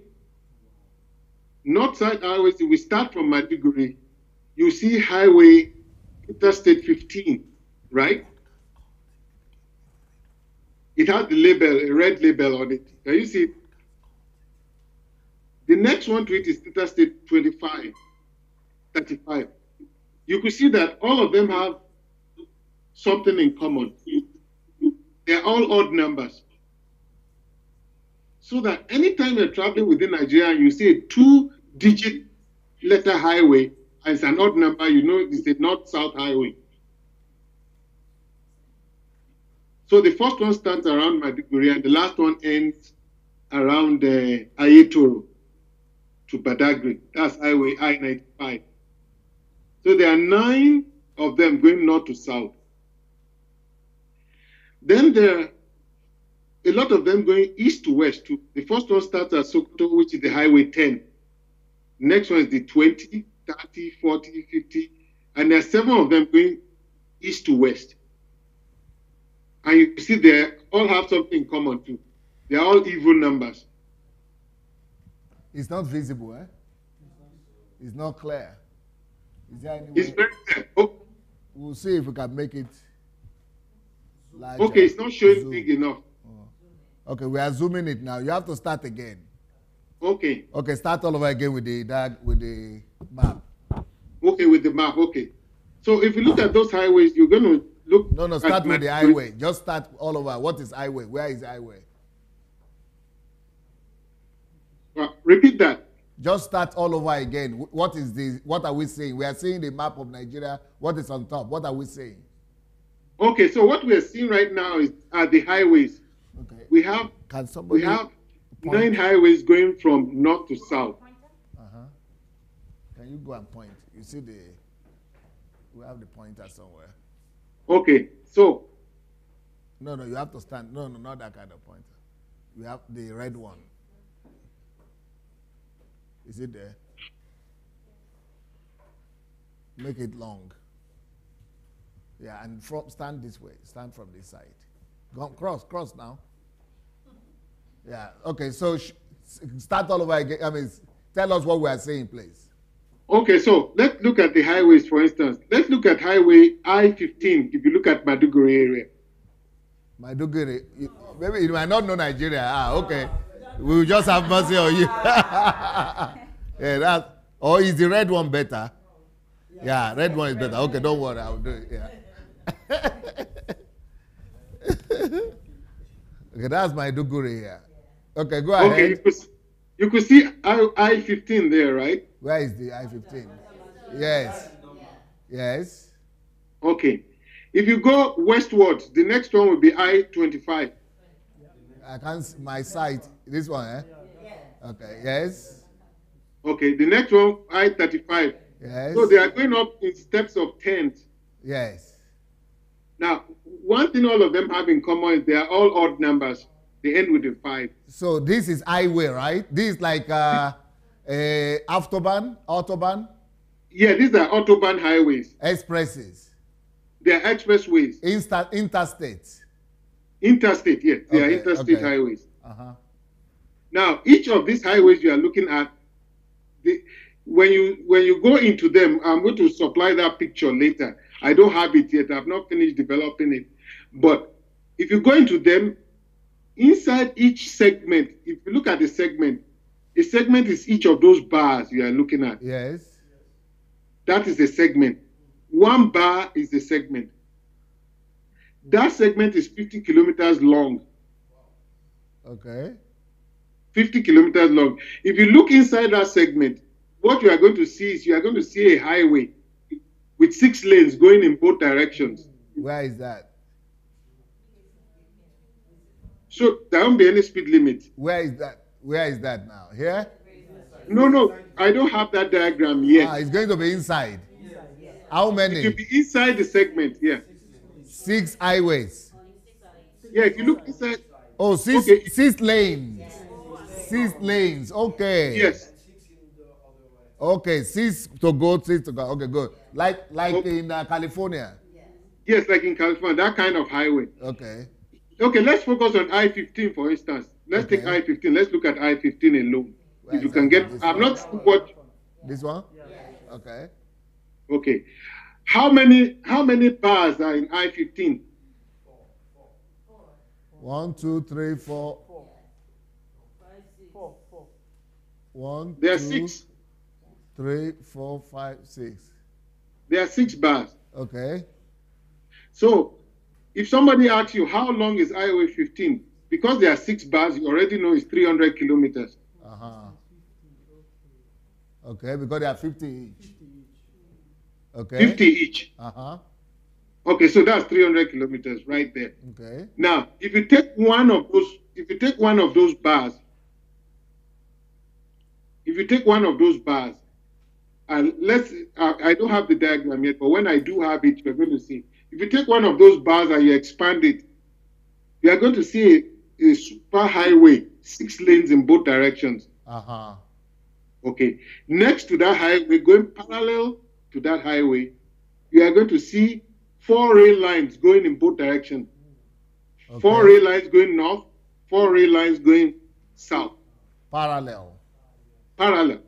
Okay. Next to that, you are going to see 4 rows of high tension electric power pylons, high tension cables. Yes. Next to it, underground, there will be a cluster of 16 pipelines. Yes. Next to it, there will be. That is how to rebuild a nation. Yes. Yes. Uh-huh. Yeah, go ahead. So next to it, there will be 2 pipelines for high-speed fiber optic communication cables. Yes. And then lastly, you are going to have a right-of-way for any futuristic transportation system, like the Hyperloop or whatever is developed in the future. Yeah. There will be a path for it. Or maybe like driverless cars. Yes, things like that. Yeah. So you have that kind of thing. So the width of that segment you are looking at, how wide it's going to be, it's going to be 3 kilometers wide. So one segment will be 50 kilometers long and 3 kilometers wide. Now, if you count the total number of segments on the Nigerian map here, you have 235 of them. Okay. Okay? 235. Now, we're going to go to the next slide, which is slide 46. If you can go to 46, the last slide. It's the same map, but this one has the staging area superimposed. Where is the staging area? Those yellow boxes. Where are the yellow boxes? This one? If you go up to your left. Okay. Yeah. Yeah? Okay. We can see it. Okay, there are 6 of them. 1, 2, 3, 4, 5. Where is the 6? 6. Yes. There's one Tungo. Yeah, we found them. You send the 6. Yes. Okay, can somebody guess why they will have 6? Is this 6 geopolitical zones? Yes, they are located in the 6 geopolitical zones. Mm-hmm. And then the way we arrange them is that we put them on highways that we try to minimize the total number of highways we have the staging areas on. So if we look at the... There are 5. Oh. Yeah, I saw 5. Maybe the 6 is not Ah, okay. This is the 6th one. The 6th one is here. Okay, yeah. All right. So you try to minimize? Yes. So we try to minimize the total number of highways they sit on. So if you look at 2 of the staging areas, 3 of the staging areas are on one highway. If you look at highway Interstate 65, we have 3 staging areas on that highway. 65 is where? Down. Okay, let's go down. 65. Highway 65. Where is it? Is that highway, the highway that you are, and there's 3, Huh? 1, 2, and then go up. Up? Is, can you point to 3? Yeah. So that's highway 65. If Okay. you go up, Go up. go up. That's Ah, okay. 2 and 3 on the bottom. Okay. All right. Yes. Okay, if you look at Highway 40, Where is I? the 40? staging It's long. across, yes. This? Across, yes. This one? Horizontal. The next one down, yeah. This one? Yes. There are two staging areas. There are one at Tungo. Yes. The staging area at Tungo is going to have a massive medical center there that's going to have close to over 200,000 beds. That is like 250,000 Yes, like 250,000. Yeah. people at one time. Yes, the Those whole are just idea the is to have patients. it look after the employees who will be working in this frontier zone, Yes. because the medicals available in the rest of the society cannot support them. Yeah. So there needs to be a huge medical center there in Tungo. Okay. Okay, if you now look at I-60 going across, Right. the southwest staging area is around that Okitikukwa. Yeah. Okay. The Pukwa. Yeah. And then the east Enugu. highway is an Enugu area. It Yeah. could be a bit near Onitsha. Yeah. It's more towards Onitsha than Enugu, but Okay. just for reference purpose here. Okay. Okay, now if you now go down, which will be Highway 70, Yeah. that is going to be the key to the whole. That's the most important staging area. The one that's sitting on Egbema and Soup. Yes. Okay. Now, the original plan was to have, if you go west of Egbema, you see there's one segment that's pointing down, going down to Brass Yes. and sticking into the Atlantic Ocean. Yes. The original plan was to, because we knew that when this project starts, we're going to have a high volume of things coming from overseas Yes. in terms of materials, building material, all kinds of things will be coming in by the large number. Yes. Our wharf at Apapa, Warri, and Port Harcourt will not be able to handle the food. Yeah. So for this construction, we are going to build our own seaport, our wharf. That thing is sticking down out of Brass, Yeah. going down the Atlantic Ocean. Yeah. That's going to be 10-kilometer reclaimed land that will be reclaimed 10 kilometers into the Atlantic. Mm-hmm. That land, reclaimed land, like they do it in Dubai right now, that land is going to be able to berth 100 ships at the same time. Okay. That will be 50 ships on both each side. Mm-hmm. And then in between that reclaimed land will be 10 rail lines Okay. and storage area. That will be for handling of cargo. When we now move inland, I don't have diagram here, but I will show it next presentation I have another day. Mm-hmm. There's two effluences coming out of Nigeria there. We have the Brass River coming out. I used to call it tributaries before, but it's like an effluence. There are two of them, one Brass River, and then there's another river called Non River, N-U-N. In between those two rivers is 15 kilometers. That land, that 15 kilometers between the two rivers used to be virgin territory. There was nobody there. But 3 weeks ago, when we looked at the satellite image, we saw like 4 houses in that area. But it won't be a problem.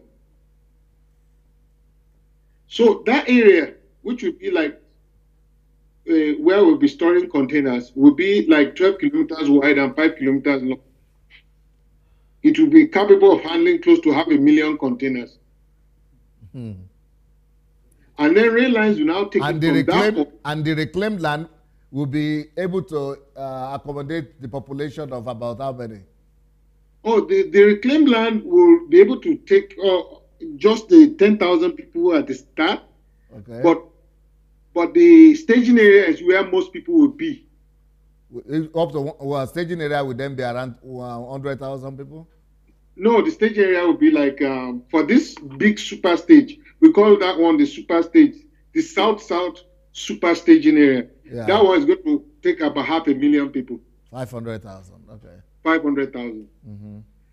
The northeast end of that one will be at Egbema. The southeast end will be at Suku gas plant. Mm-hmm. So, and then that stage area will be like 50 kilometers wide. That is going from east to west will be 50 kilometers.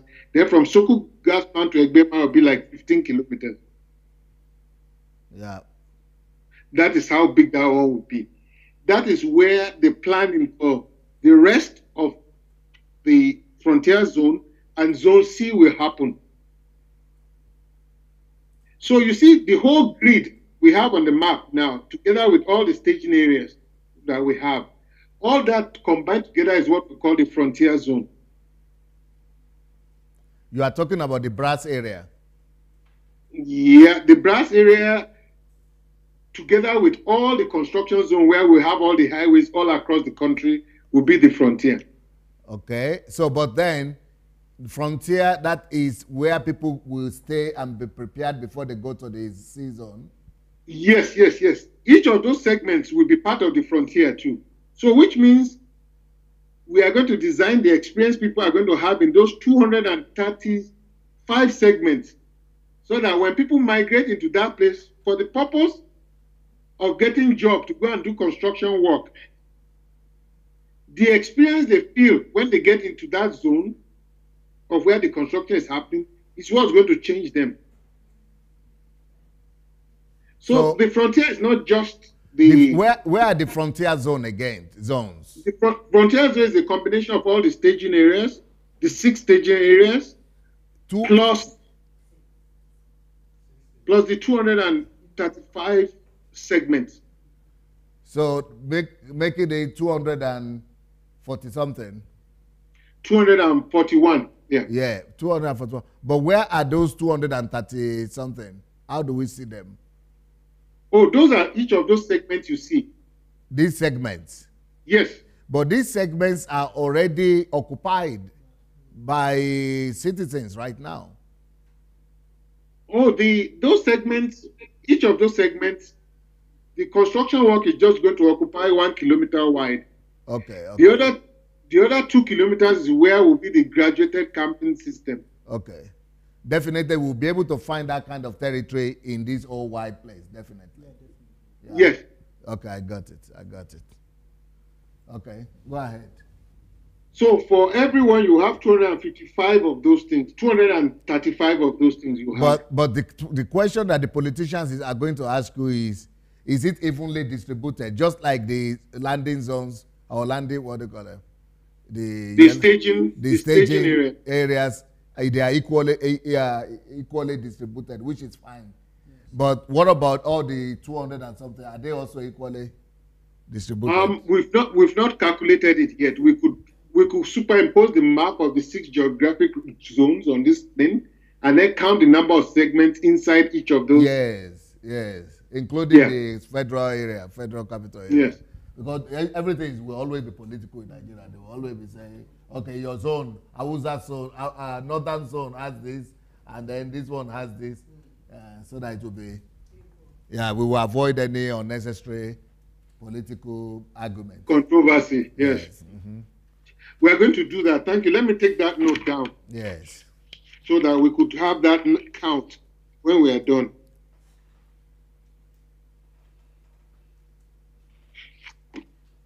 Okay, so what is I'm getting close to the end now.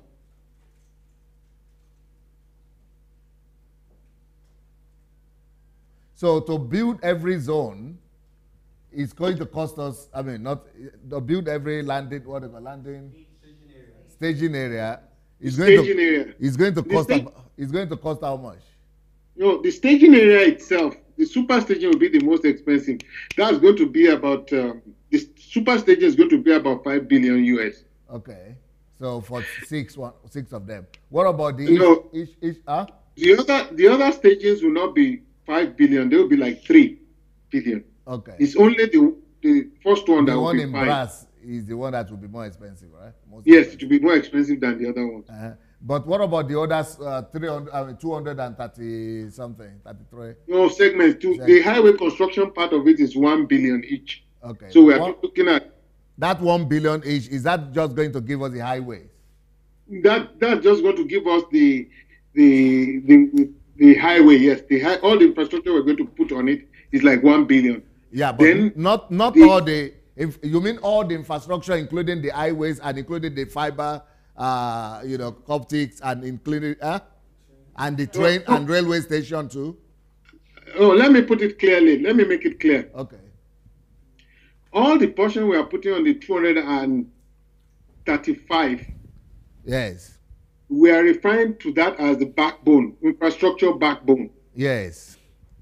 That's the infrastructure backbone of the country. That's right. That one, the element of the backbone in each segment is 1 billion.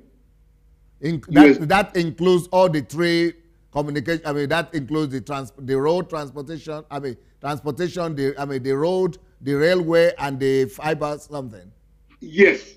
It's okay. So 1 billion in 235 or 231. That's not the total cost. There's another cost that's going to come also apart from that 1 billion. Right. There's another 500 million which will be used for the camps. Yes, because I want to find out is how much will it cost us to do one segment, each segment total.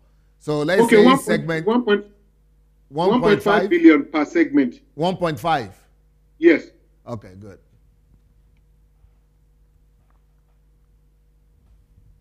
Go ahead, sir. 5 per segment will be. Then the super staging will be 5 billion, and the other stages will be 3 billion. Excellent. Go ahead. Yeah. So now I'm sure many people are wondering where would the zone C be? Yes. Yeah. This house. No. First of all, you have to repeat to them the zone A, B before we go to C. Repeat. Okay. Zone A is the existing society we have right now. Right. We are not going to be going into that society. We are not going to be touching anything. We are not touching it, yes. We are not touching it. We are going to leave the politicians to reign supreme. To be doing whatever they are doing now. We'll do whatever they want to do. But if they want to come to our zone bill, they must be trained by us. Yes, they have to go through us. And our zone B is this grid you see. This frontier zone is zone B. Yes. Okay. I hope that's clear to everybody. Yes. Okay. Now, how zone C will come out of this is that, we said the fences are 3 kilometers apart. Yes. Outside the fences, there will be communities there, like towns, villages, or whatever. Yes. Anytime we want to move the fence out, after we finish building this backbone, the next step will be to expand that fence. The fences, for those people who have questions about putting fences in existing societies, it will be understandable because fences, when you are doing massive construction like that, mass construction, you need fences anyway in any society. Yes. You need to fence it off. For safety reasons. Would that be a logical explanation? Oh, there are other logical explanations because the government or the administration of the frontier zone, since it will not be in the hands of the Nigerian government, it will be patrolled. There will be perimeter fence roads that will be going along the fence for patrolling, just for security reasons.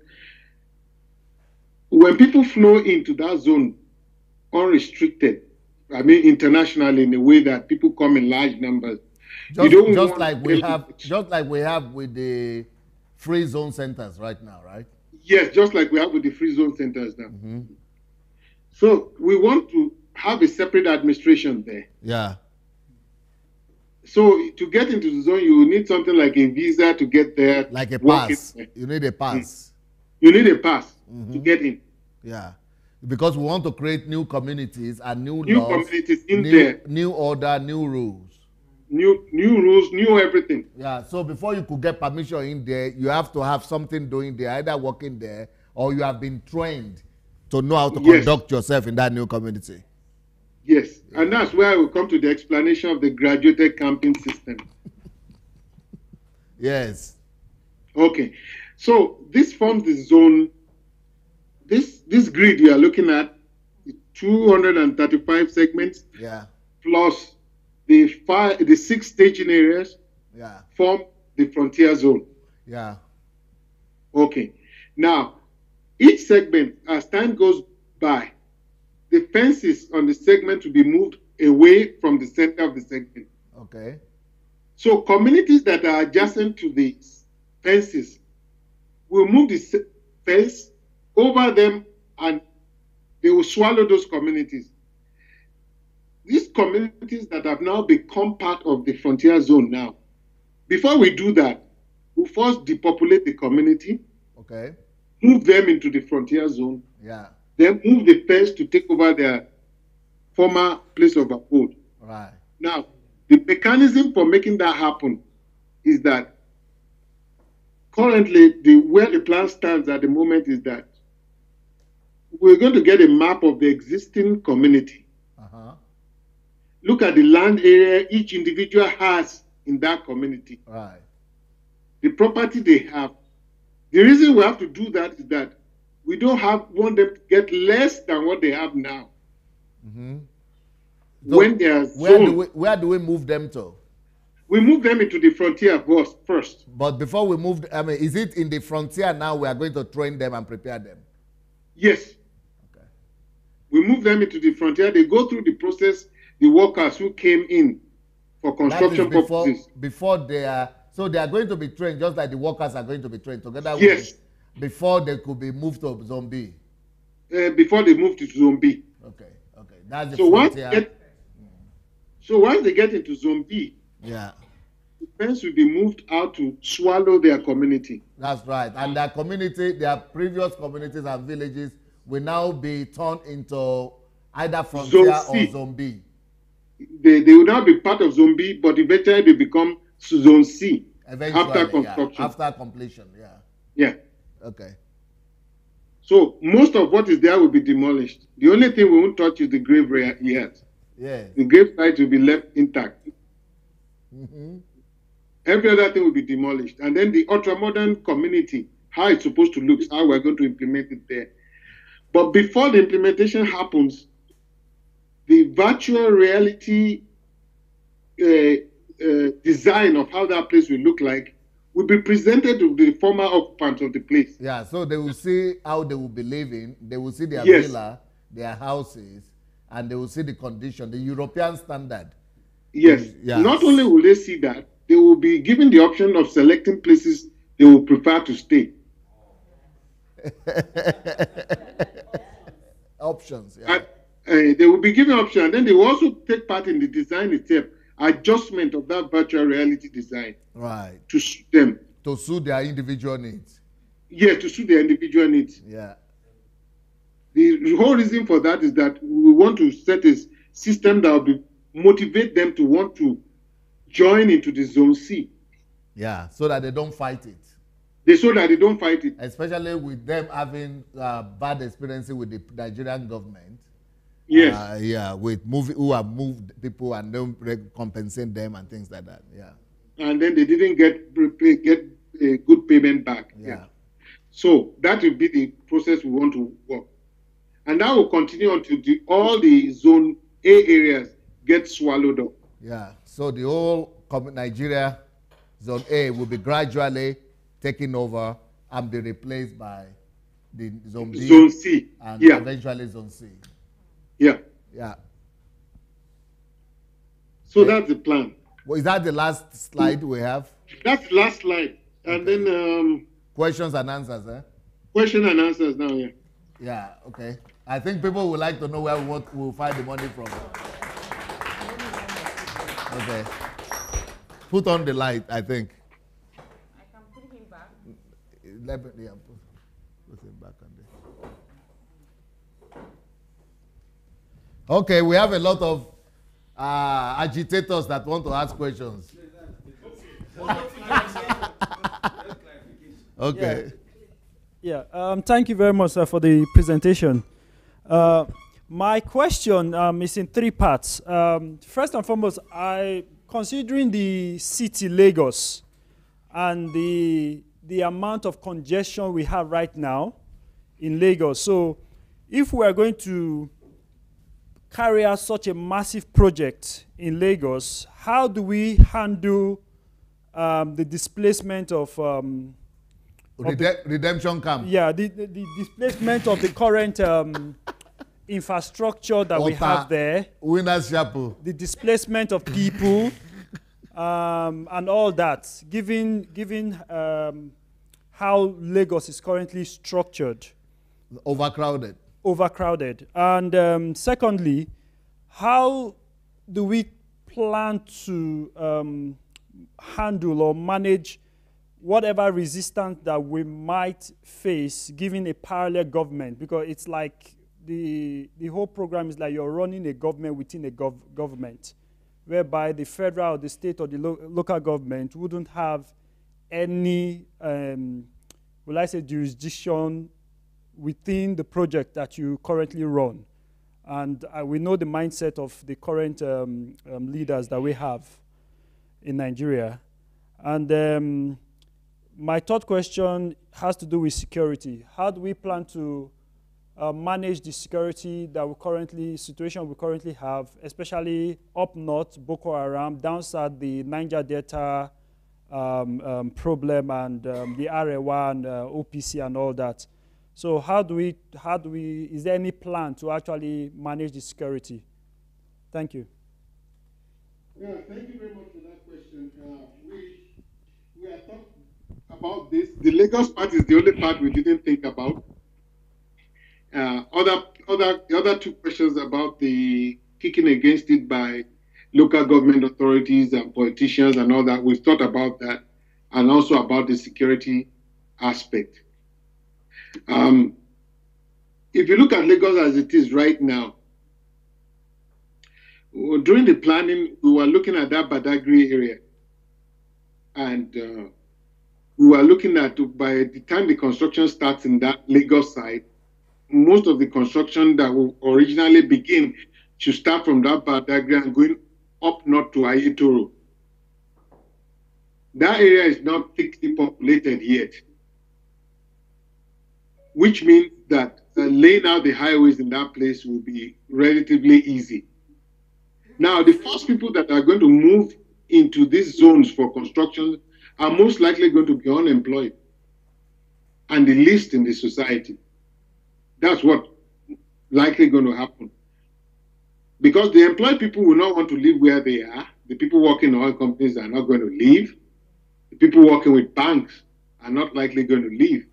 So most likely we are going to get mostly illiterates coming in at that point in time.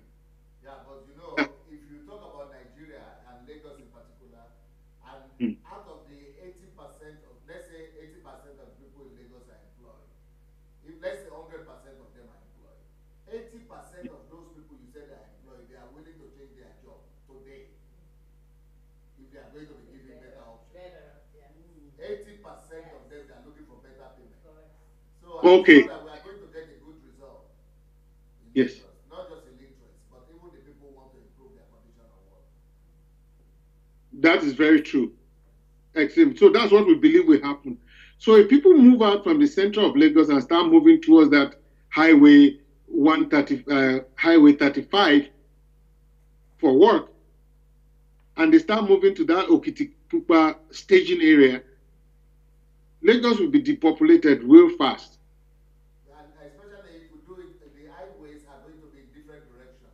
Not just Yes, the Okitipupa area, but what about the Ijebu Ogun area, Belkuta area, Ijebu Highway, that Lekki area, it will all be developed in that sense.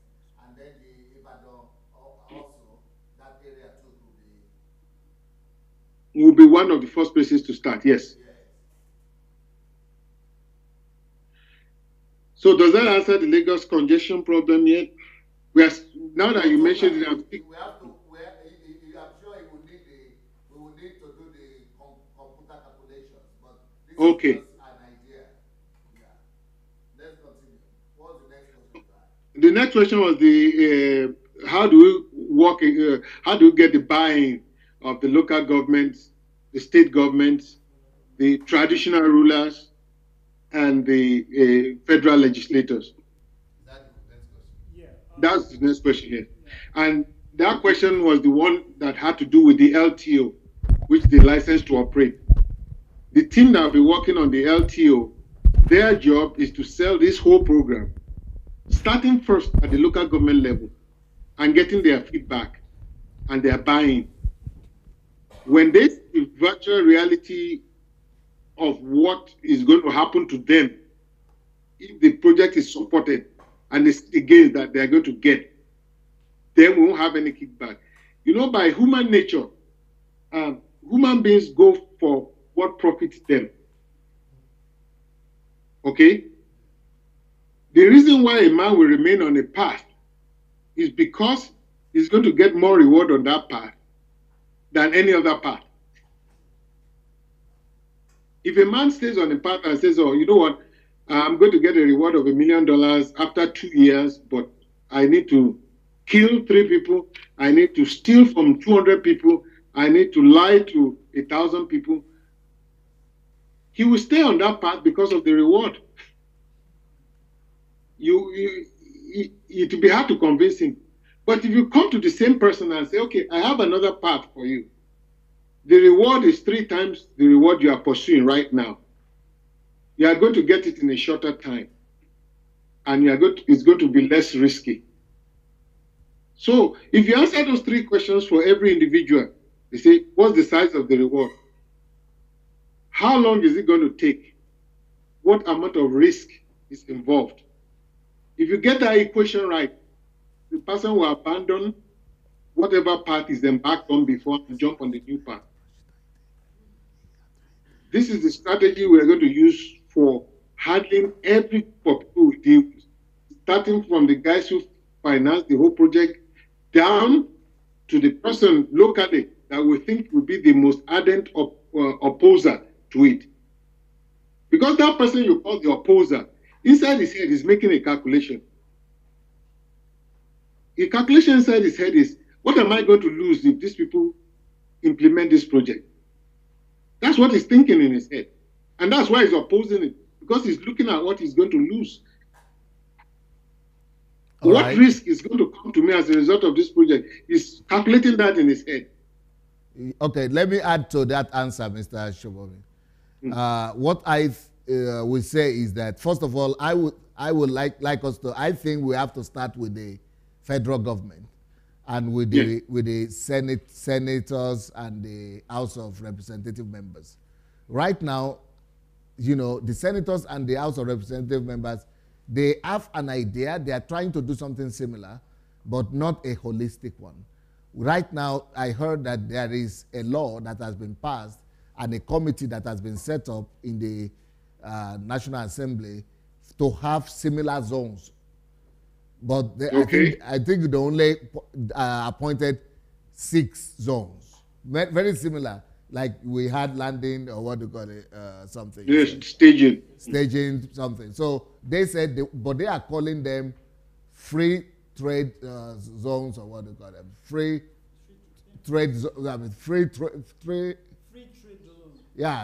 trade zones in all the 6 geographical. So they want to provide the land tax-free, you know, heaven, like that, like Dubai in every. So they have already come to that conclusion, but they are not going further yet. They don't see the big picture of recreating a whole society. They just want to create a Dubai in every geographical zone, so that at least one good place for everybody to go to. Yeah, and enjoy and something. But the whole country remains the same. It is still going to be a segmented aristocratic society. But we want to take it further. So I think that if we go to the National Assembly and tell them that, commend them for what they're already planning to do, and say, okay, but we can go further. And then the problem they will have is that we don't have money. Who will finance all that? But we'll give them answers to that.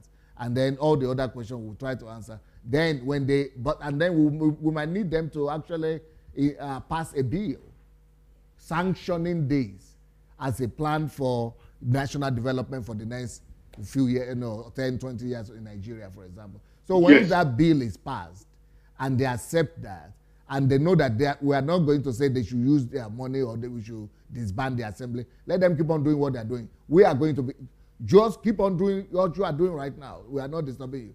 But we are going to keep on doing the future. We are building the future. And you keep on, just give us, don't disturb us. That's what we want to say. So from there, I think then we could take it down to the local governments and then the landowners and things like that. Yes. Thank you very much. Yeah. Just one more thing. Security. No, okay. Yeah, security. Go ahead with the security. Yeah. No, I had another. You had another before security. Okay, before security, you wanted to add something. No, yeah, I said with respect to the explanation you've just given. Okay, once the project is completed, right, and people have moved into maybe Zone B and say Zone C, are we going to implement new laws that will be responsible for governing those new zones, or are we continue with the same laws that we have? And who will be responsible for those new laws? Now, but you are talking of laws, but okay. The new laws are going to evolve in Zone B, during the operations of Zone B. No, So no, first, Mr. No. You are talking about the laws to govern the cities. But I wanted to, let me first of all say something, that we are not going to enact new laws as per constitution. Yeah, that's what I'm So the constitution will remain. Okay. All the civil laws and the things like that for the whole country will remain, but the running, the municipal kind of laws, that is what will be new in the zones, Zone B, before we go to the frontier and Zone B. Am I getting it right? Yes, you are. You got okay. Spot on. Yeah. So that answers that question. Yes, down security. No. Security. Yeah, security, we believe that when the construction work starts, most of the people that are coming are youth, who most likely the people who I'll say like 80% responsible for most of the security problems the country has right now. So if they come in, they get changed by their encounter. When they come in, then the crime rate and the insecurity situation in the rest of the society will drop. Because most of the people first entering are the people who are unemployed. Yeah. So we are preparing for the worst case. Let me add to that, please. So what you should know about security is this: the people we are bringing into the frontier zone, they have to be re-engineered. Their mind has to be reprogrammed. We are changing the culture, and just like I'm doing on what I'm doing with Facebook Messenger right now, and doing teaching and training. Remember the other day I told you that the teachings I'm doing right now, they are just materials I'm gathering. That these Facebook messengers, this Facebook Live that we are doing right now, or this YouTube, something, that they are just materials for the future. Yes. They are materials that will be needed for building a new country. So when people come to the frontier, for example, we need to change their value systems. We need to change their cultures and belief systems. We need to change their way of thinking, their mindset. So it is they who have been changed will now become automatic civil, police, civil police.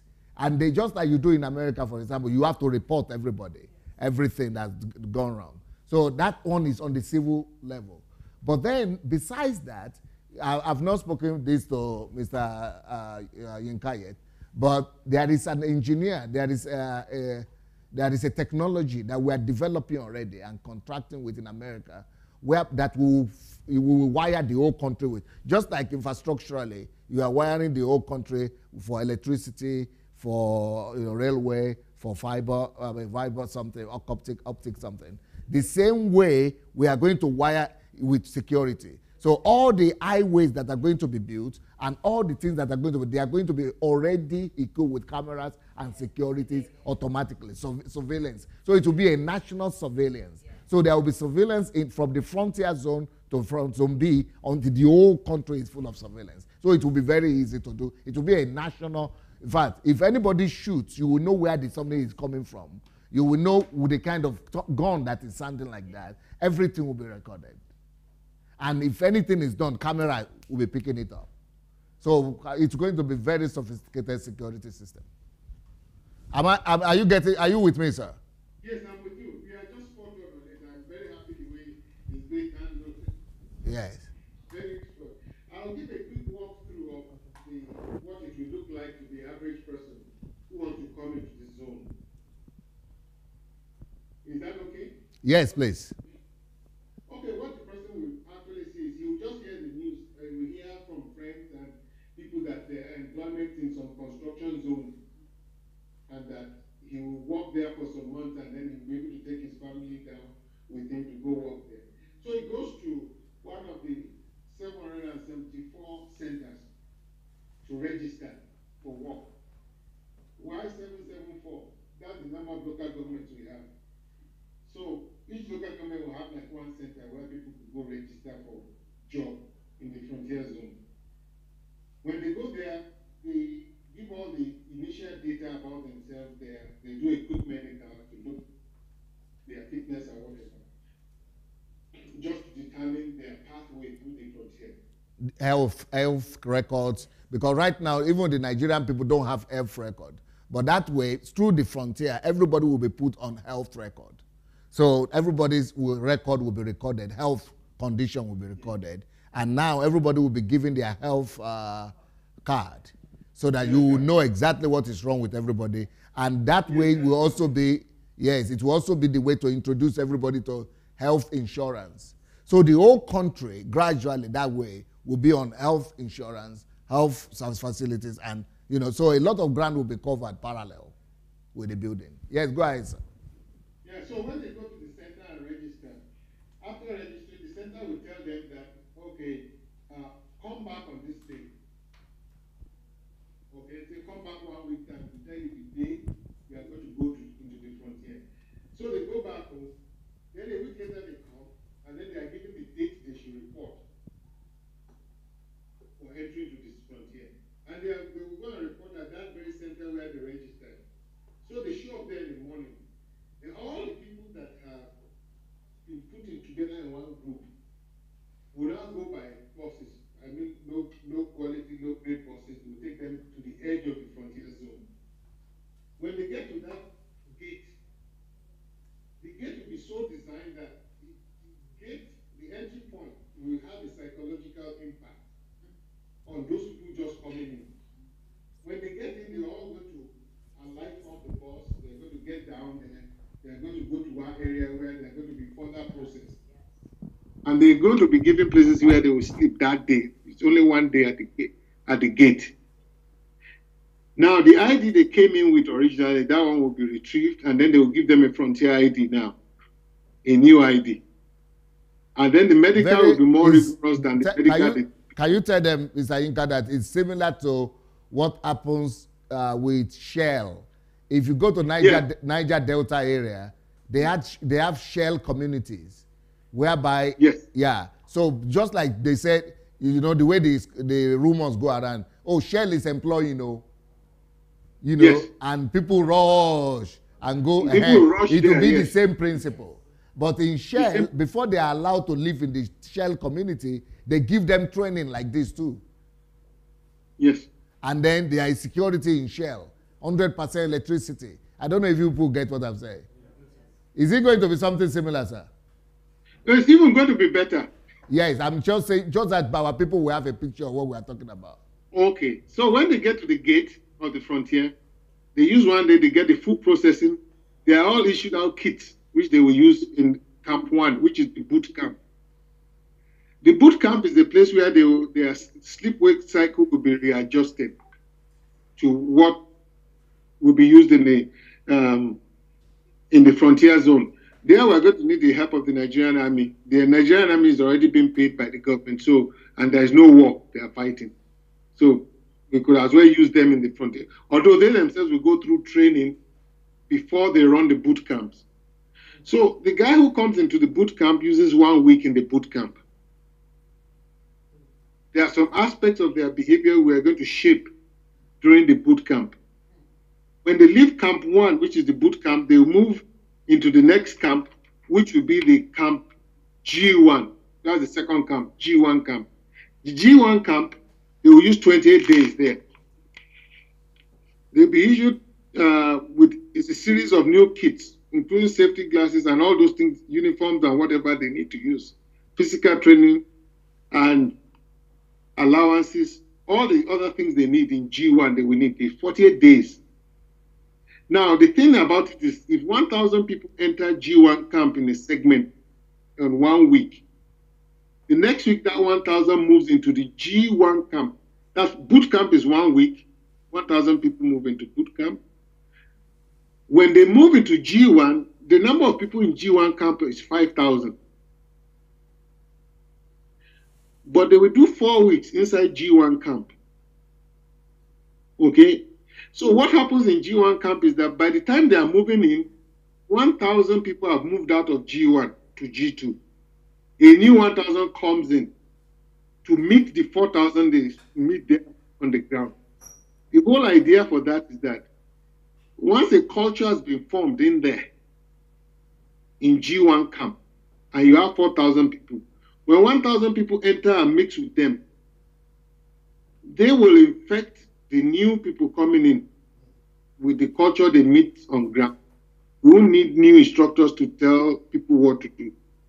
The population of what they meet on ground, that 4,000 people, will help to induct the 1,000 that comes in. Now, that 1,000 that comes in will now scale through that camp for 4 weeks. Every week, another 1,000 comes in, another 1,000 goes out. But the total time you will spend in there is 4 weeks. Then you go to the G2 camp, which is another 28 days. The details of all that I will give in the next presentation. Then you go to the G3 camp. Then the G4, G5, before you now go to the main camp, where you're now ready and fit for construction. So going through the graduated camps, you have gone through, takes you like 5 months to go through all the graduated camps. Or even, if, let's say 6 months from the time you enter the frontier to the time you get to the main camp, you go 6 months through the graduated camp system. That graduated camping system is where the attitudes, thinking, behavior, beliefs, and habits will be changed before they get into the main camp. By the time they dump into the main camp, the quality of what they find in the main camp itself will blow the mind of the average person because it will be top-notch. The main camp will be good enough for any worker from here to go and work, that it will be at the same quality of what you have SNL, you have in Fort McMurray, you have in all the construction sites here in North America. It will even be better. So that our people who are here overseas can also go home to join the construction. They will go to the main camp. But to ensure that they are safe in the main camp and the culture and people they meet in the main camp would be the same as where they are coming from, that's why we need the graduated camp from people coming in locally to bring them to the same level before they mix with international staff. And this will happen in each of the 235 zone segments, not just the staging area. Good. More questions? Yeah, Okay. Go ahead. Yes.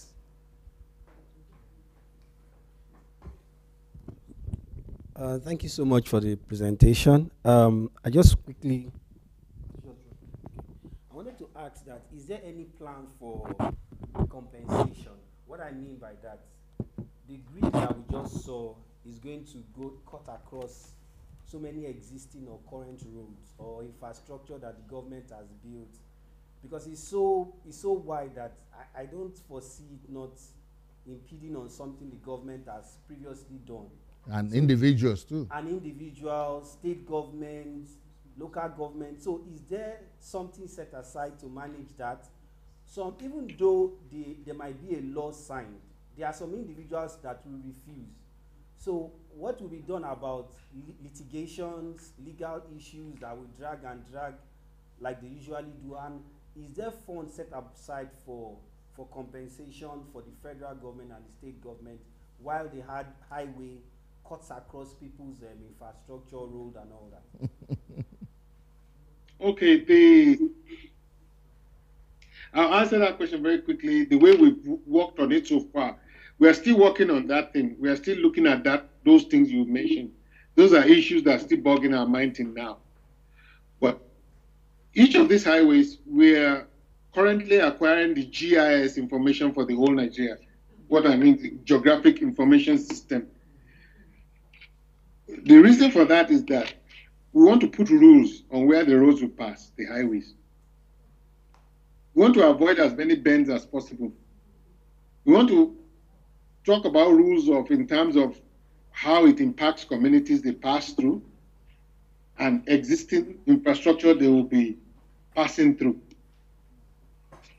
We want to automate that software in such a way that it will take that GIS information in such a way that it will take even both elevation information also, so that we could take the geography of Nigeria and do side profiling. It slice through the earth crust and take the side structure of that GIS information. Not only the spatial information, but also the elevation information. All that is going to be captured. And then the population centers, existing infrastructure, all that will be captured too.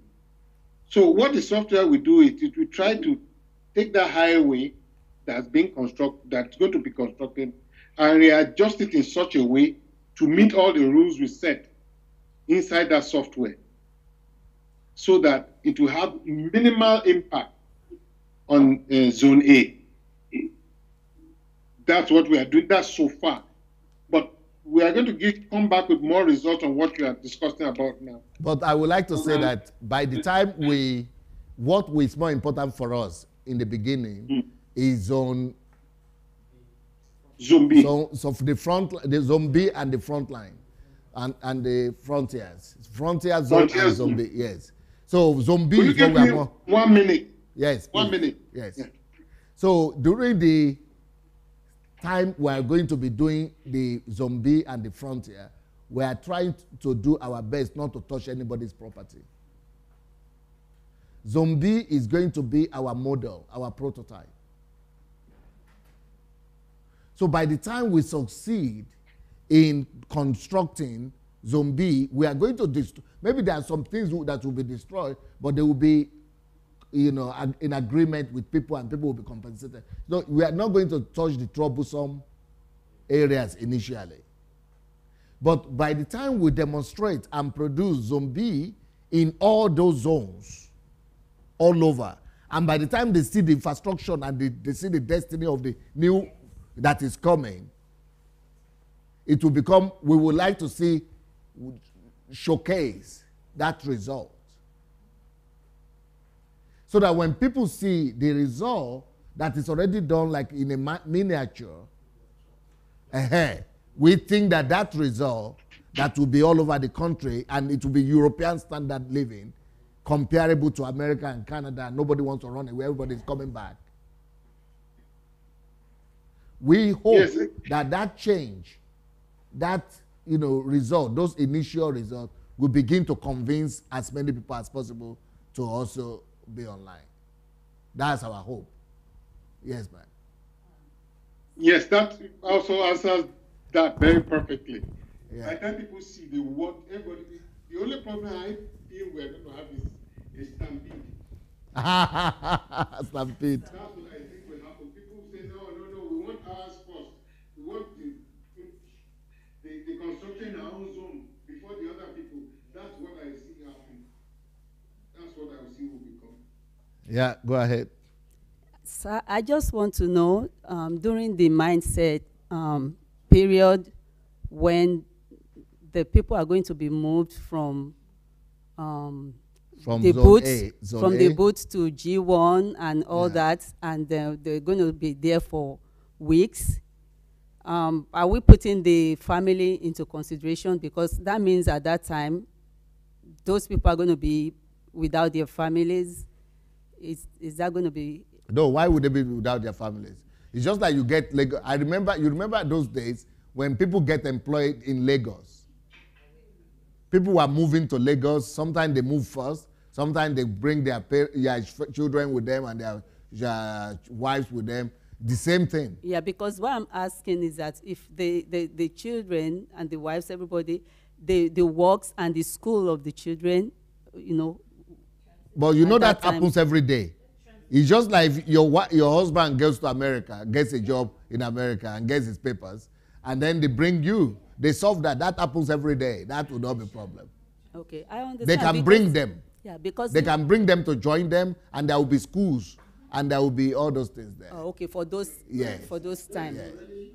That's already designed in G3 camp. Oh, okay. Yes. G3 camp is meant for. Okay. Yes. The G3 camp, the graduated camp 3, that's when the principal worker goes and gets his family in.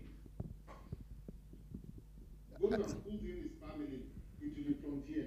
So the frontier joined the principal person in G3. Because at G3 accommodation, before G3, in the boot camp G1 and G2, it was a single room accommodation. But by the time they enter G3, it's like an apartment that can house a family of 4 children.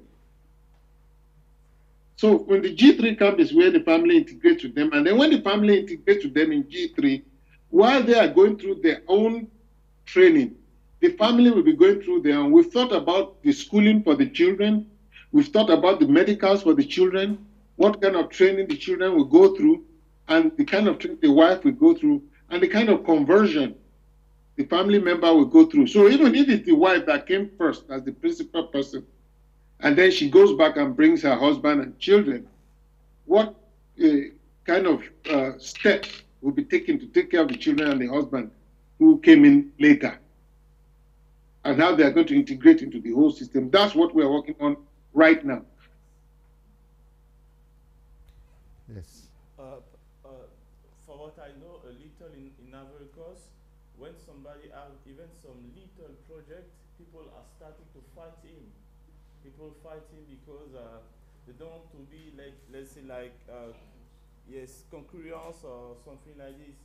So Pastor, the question is that even you talk about the bill in the parliament and this approach, according to the different several aspects of the project and the let's say the importance, like a Marshall Plan. Yes. Maybe you have to become president because this is because this is a lot of power. Maybe the people in charge, they could not because this is enough security, reconstruction of the country, and taking charge of, let's say, the main domain of governing the country. So okay, maybe one side, even if they accept the bill to do these things, this is the main part of governing a country, all these aspects. And even if they accept it, the people will after ask you to become president for sure, because this is and also they will realize that they have a challenger, because if you succeed something like this, nobody will ask for somebody else. Yes, and so I think that there is some political consequence, even if the parliament accepted, or they may not, because it is a lot of let's say the charge of a government. So so do you think maybe the best approach could be to start to run for the. Yes, because it will be let's say an effect at a certain time, even after or before, but it will be yes, at a certain time it will be the question. Yeah, that question will always come up. And what I would say is that I always say it is a demotion for me personally to go and be running for presidency. But if that is what would need to be done, we have to do it. But I would not push for it. It has to be something that the whole country will push for. That's number one. Number two, we might be able to support somebody. If we see candidates that will be in favor of these plans and will give us a free hand and they want to support it, we will support most likely that particular candidate rather than the other one that doesn't want to support us. I would like to ask, because I heard about the budget the other time. In your budgeting, did you put into consideration the unexpected? Also, what about the insurance? Insuring the cost.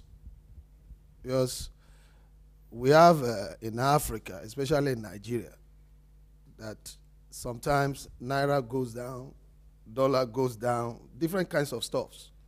And even backup. Yeah, backup. Were there extra in our budgeting so that one do not embark on a project? Now, we've had look at it. This their metro line that Jack Conde had in mind. And it's still not finished up to now. He started it. Now politics came in and different kinds of stuff. Later he stopped it. Why? The money that they budgeted wasn't enough. So in your budgeting, did you really consider that factor? Okay, Mr. Yinka, will you first of all answer, okay, and then I will add to it later. Our budgeting has not stopped. The budgeting is continuous. Okay, before we get to the point where we actually need the money, we are going to get to a point where we've got more in details. But before getting to that point, there's one point I missed out in the presentation. And that point is the point that, you know how Wikipedia works right now? Yeah. Where you have volunteers, contributing to the whole Wikipedia environment. We intend to set something up like that, where all what we are doing right now will not be done by just a few people like it's happening right now. It's going to be done by all volunteer Nigerians who are very interested in this project. They will come in online and handle each aspect of this planning and budgeting. It's not possible for me alone to even do the presentations from this moment on. We have to have much more people getting on board. And we are looking, our calculations so far is that we need like 220,000 Nigerians working on this plan. And what we want for them is just 2 hours a week only. 2 hours a week from 220,000 Nigerians, we see this plan to the end. All we have to do is provide that environment and that infrastructure and the vision like we are doing right now. And fellow Nigerians will put in and tidy up the details of how this will work, both on the money part, budgeting part, and while this thing is going on, like all these questions you're asking will be coming in during that process, and people will be finding answers to it. No one person can hope, or no one group can hope to have all the answers to every situation. That's why this part of the project is very important. Putting the vision forward first, and then when people understand the vision, people will come in and put their expertise in to make it happen. Yeah. So all that will be answered. All the details, you notice that the presentation, we have very few details going into any aspect. If we were going to go into details, there's no way we could have finished this presentation in 2 hours. Yeah, go ahead. Go ahead, Like a whole Mr. Inga, go ahead and inform them on the strategy of getting the money first. strategy of Financing. okay, financing. What we did originally was that while we were looking at the whole thing, the planners, when we were working together, we asked ourselves one question. We said before planning, should we first look at the limitations on ground first before we start to plan? And all of us said that if we do that, we will end up exactly the same way things are happening in Nigeria now. That before even putting anything to paper at all, we should assume there's no limits on anything. There's no limits in funds, there's no limits in anything. Then we cannot plan fully and freely without any restriction. Then it's after that planning, we take that plan and then we now say, okay, what's the gap between this plan and the realities on ground? Then we now start reshaping the plan till it fits that reality, to make that reality to work. So before getting on the funding part, the way the plan started was we looked at the life of each person, each Nigerian. We say, okay, what kind of quality of life do we want for a person? So we started with that, the quality of life first. After we defined that very clearly, we now said, what kind of infrastructure do we need to have around? Or what kind of society do we need to have to make this quality of life possible? Okay, That's no, let me correct. Let me give you direction of what I'm trying to say. Let us tell them about how we come, expatiate more on the available amount, money in the world and how we plan to go about it. Okay. What we did was we started, after we did that first part of the plan, we now started calculating where will we get the money? Where will the money come from? So we started looking at various pools of money in the world and we got a table where we started ranking them. We found out that the top on the table, the first organization that had the largest amount of money, cash available, was the Federal Reserve, the US Federal Reserve. It had up to $4 trillion available. Then next online, we still looked at corporations in the US, Fortune 500 corporations. As you all know, Apple alone has like about $256 billion floating cash that nothing to do with it. That's just raw cash, nothing to do.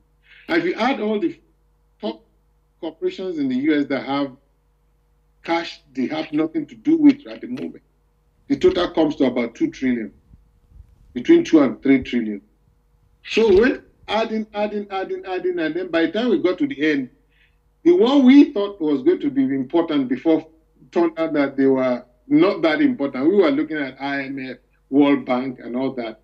And we found out what they had was very tiny compared to, you won't believe that even Microsoft has more money than the World Bank and IMF combined. So those were not even on our top 20 list. So that's how we now added up all that one to get the total amount, which was going to about $12 trillion. And then we now say that if this plan evolves, we can force those people to form a consortium, since they don't want their money just lying there doing nothing. They want the money to bring returns for them. And it's our job to show them how to do that, since nobody else in the world is presenting them with that kind of alternative at the moment. So that's how the funding strategy went about. Okay, I think I should continue from here. Okay, please. So what the strategy, okay, first of all, for you to get the money, anywhere you will go in the world, anybody you approach in the world, they will not give you money without plan. You need to have, first of all, your ideas in papers.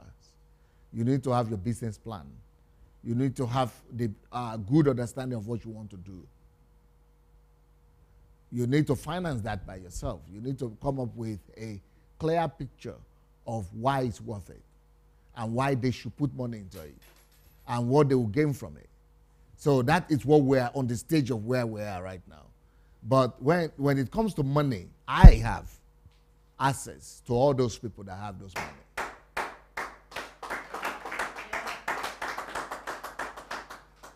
Yes, so it will not be a big deal for me to be able to make connection with Federal Reserves. I already have connection with them. I used to sit on the same board with Bill Gates. I used to sit on the same board with Richard Branson, Warren Buffett, the Clintons, and all these people. So that we'll be able to go around that one. Yeah. Thank you. Yes. Yeah. Grace. Sorry. Please, my question will be, I have 3 questions. One will be more like acting as the devil's advocate. Advocate, yeah. Okay, so maybe I'll go for that one first. When Nigerians hear something like this, the first thing that comes into our religious mind will be they're setting the stage for the Antichrist.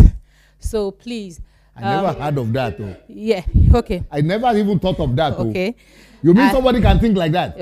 Okay, I will say that again. I said the number one thing that will come into a typical religious Nigerian mind is that they are setting the stage for the Antichrist. And from what I will learn this weekend, I expected anything, but not this one. what we learned this weekend about how to change people's mindsets through propagation and legislation. Legislation will not take part because you said the law, you're not touching that at the moment.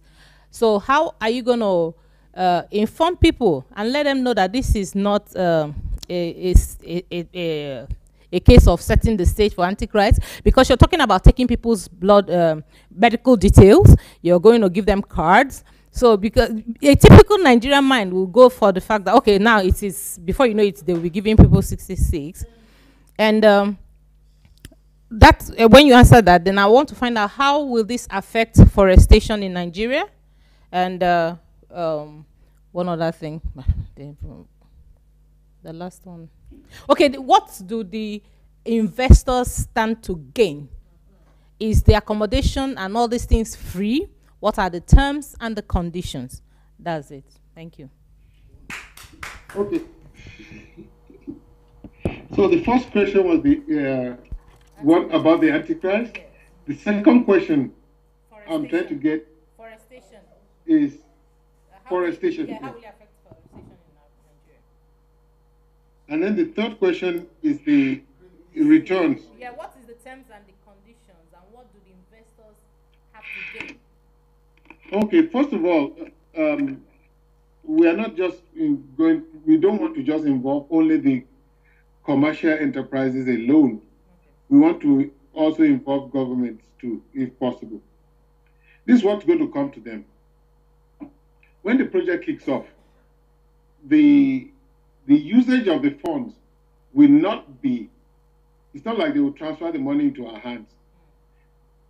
They will actually be doing the spending themselves. So that's number one guarantee. All we will be doing is we'll be directing them, this is what we want, that's what we want, this is what we want to happen, and they make it happen. But what does this do to their own economy and to their own people?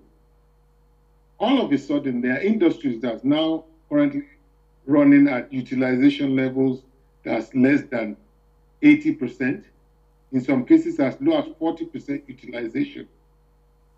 The moment there's a huge demand for construction, a huge demand to set up all these things we're about to do, all of a sudden they have to jack up the utilization of their industries to above 80%. When that happens, what does that mean to them? It means more employment for their citizens. If they get more employment, what does that mean for their politicians? It means re-election to office. So we are looking at how can this benefit both their industries, their economy, and their own political life there. All these are being designed into the plan. so that they don't lose anything putting that money into the project. Now, the other thing they get in return is this.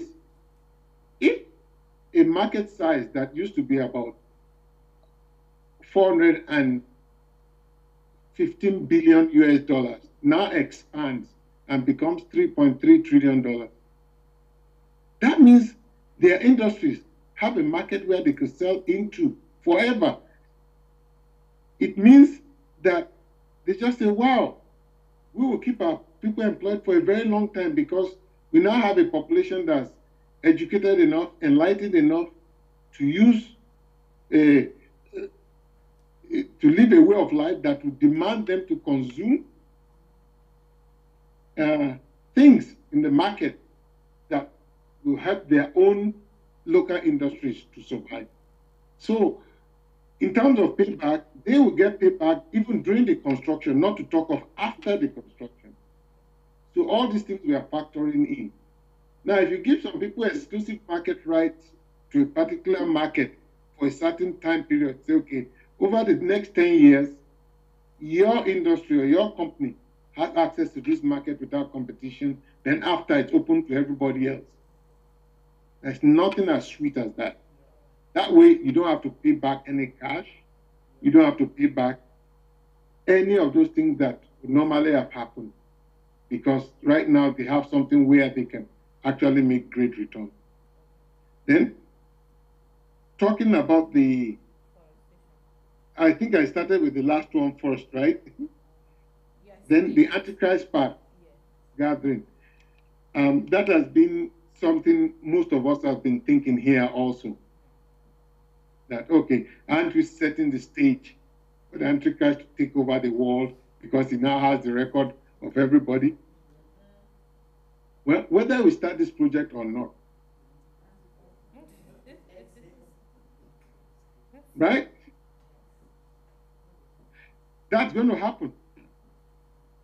So this project is neither going to accelerate it or slow it. This project is just to make the quality of life for the average Nigerian better before that time comes. The last question, forestation. The last time we looked at the geographic information of Nigeria, the bad news is that the amount of forest we have is receding, is shrinking very rapidly, much more rapidly than we thought. We had somebody on our team who was trying to calculate the land area for farming. And by the time he was done, he just told us that that land area is no more there. It's no more there, it's gone. And the little that has left, which we are looking at right now, is between that Highway 45 and Highway 25. That's where most of the virgin territory is right now. Elsewhere, it's already been consumed. Little villages, towns, communities are occupying almost everywhere now. So that informs us about something, that when we are building the infrastructure in Zone C, we have to be building more upwards than sideways. Because as Nigeria stands right now, to explain it to people here in Canada, what I always tell them is that the population of Canada is 32 million people, right? Only 32 million people. And the land area where that 32 million occupies is like many more times the size of, it's as big as Africa. Canada is almost as big as Africa. So to understand how Nigeria looks right now, it's like take the population of Canada, multiply it by 6, then squeeze all that people inside only one state in Canada. Because the land, square kilometer of land we have in Nigeria is exactly the same land area as we have in Ontario. Ontario is 900,000 square kilometers, or 900,000 square miles. That's what we have in Ontario, which is exactly what Nigeria is. So multiply the whole Canada population by 6 and put them all in Ontario. That's how Nigeria is right now. So forestation, we don't have a good news there. Forestation is disappearing very fast. Yes, let me try to add to that. Concerning forestation, I have a friend, Dr. Aaron. who gave me a very good idea that if we plant 1 billion trees, and he has a whole plan about that, it will give us as much money as we are having right now from the oil. So what I see coming is that as soon as we begin to do zone B, we are going to have plans and rules in regards to forestation. For example, everybody that is going to be, the number of people that are coming there to live will be the same number of trees that are going to be planted. And then if every child is being born, you will not get your registration something, then you plant the tree. You've got to plant a tree for the child. And then for the same body, anybody that wants to get resident permit, they must have a tree. So that is the way we could do a good job on the forestation. So that's about that. Now concerning the interest groups that I'm not going to talk about the religious one, but the interest group, I think we will not be able to do anything without working with politicians. So we are going to work with politicians. So we will not just use propagation, Grace. We are going to use legislation. Yeah, just one quick question. You touched it briefly in your presentation, but I just wanted to get more details. Currently, right now, I think there's a statistics that there's about 25 million Nigerians in diaspora, and I know majority of those numbers are willing to come back home if conditions change right now. So is there any plan if, for example, if there's a sudden surge of a large population of that figure coming back home because of what they have seen, especially those who are in Europe, America, all over the world, in conditions that cannot be described, and they know that coming back home, they will get something like a solace in the project that you're doing. Is there any plan to actually accommodate those amount of people that might come back home as a result of the project? They are our biggest reasons because they are coming from abroad, they are coming from overseas. They need less training, even though they too will need training, but they will need less training than the ones who are local. And then we need the workforce, and we need the expertise, so the more foreigners that will come, the better for us. We only need to zoom it, or we need to zone it, or we need to regulate it by our demand. But I think this whole project would need as much as that 20 million people to come and help build a new country.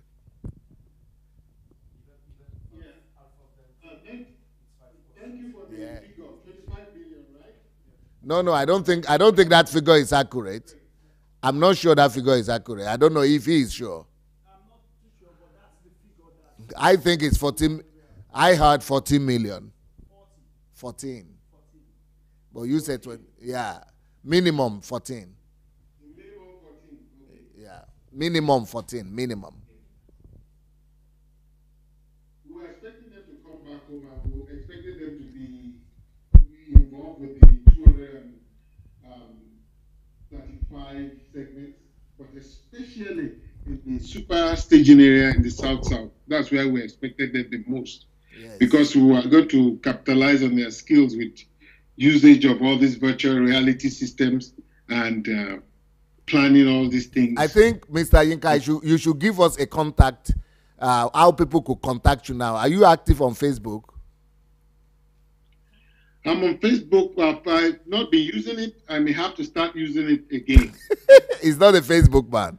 So anybody that wants to join our movement, either you could contact Mr. Yinka immediately, or you could get in touch with me. You could just go to my blog, www.sundayadelajablog.com/Nigeria. sundayadelajablog.com/Nigeria. We register all the people. If you want to participate already now, and you already want to participate and begin to, contribute, you should go and register there. All right. Is there any way to get in touch with you, Mr. Yinka, directly? Yeah, I think I would prefer to use your own. Let's have just one contact. Okay. Let's use what you already have on ground. Yeah. We are going to use that as the center for everybody. I think I would prefer that. Okay, so it's I don't want two separate links. Let's use that one you already have, and we take it from there. It's www.sundayadelajablog.com/Nigeria, and you can register. The form is already there to tell us the expertise, or just answer all the questions there. Any other question? Yeah. After doing in Nigeria, could we also take with you the strategy? Ivory Coast said that. He's not talking about Ghana. He's not talking about Ghana. He's talking about Cote d'Ivoire. Yes. What I'm thinking, the way I look at it is that we are going to have so many Africans coming to help Nigeria as well. So right now, if I have disciples, I think that some of my disciples will come who are from origin of Cote d'Ivoire, Ivory Coast, Cameroon, Ghana, Ethiopia, and other places, Congo. So all those people, America, Canadians, Jamaicans, so we're going to invite, right now I already have people from like 40 countries who want to go with me to Nigeria. So, but we're going to have more people from all over the world. I believe that we need as many foreigners and expertise as possible. Because in a country where 50% is illiterate, we need to import more literate people and skilled people.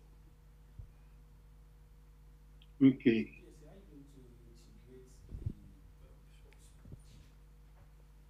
Sorry, go ahead, then go take it.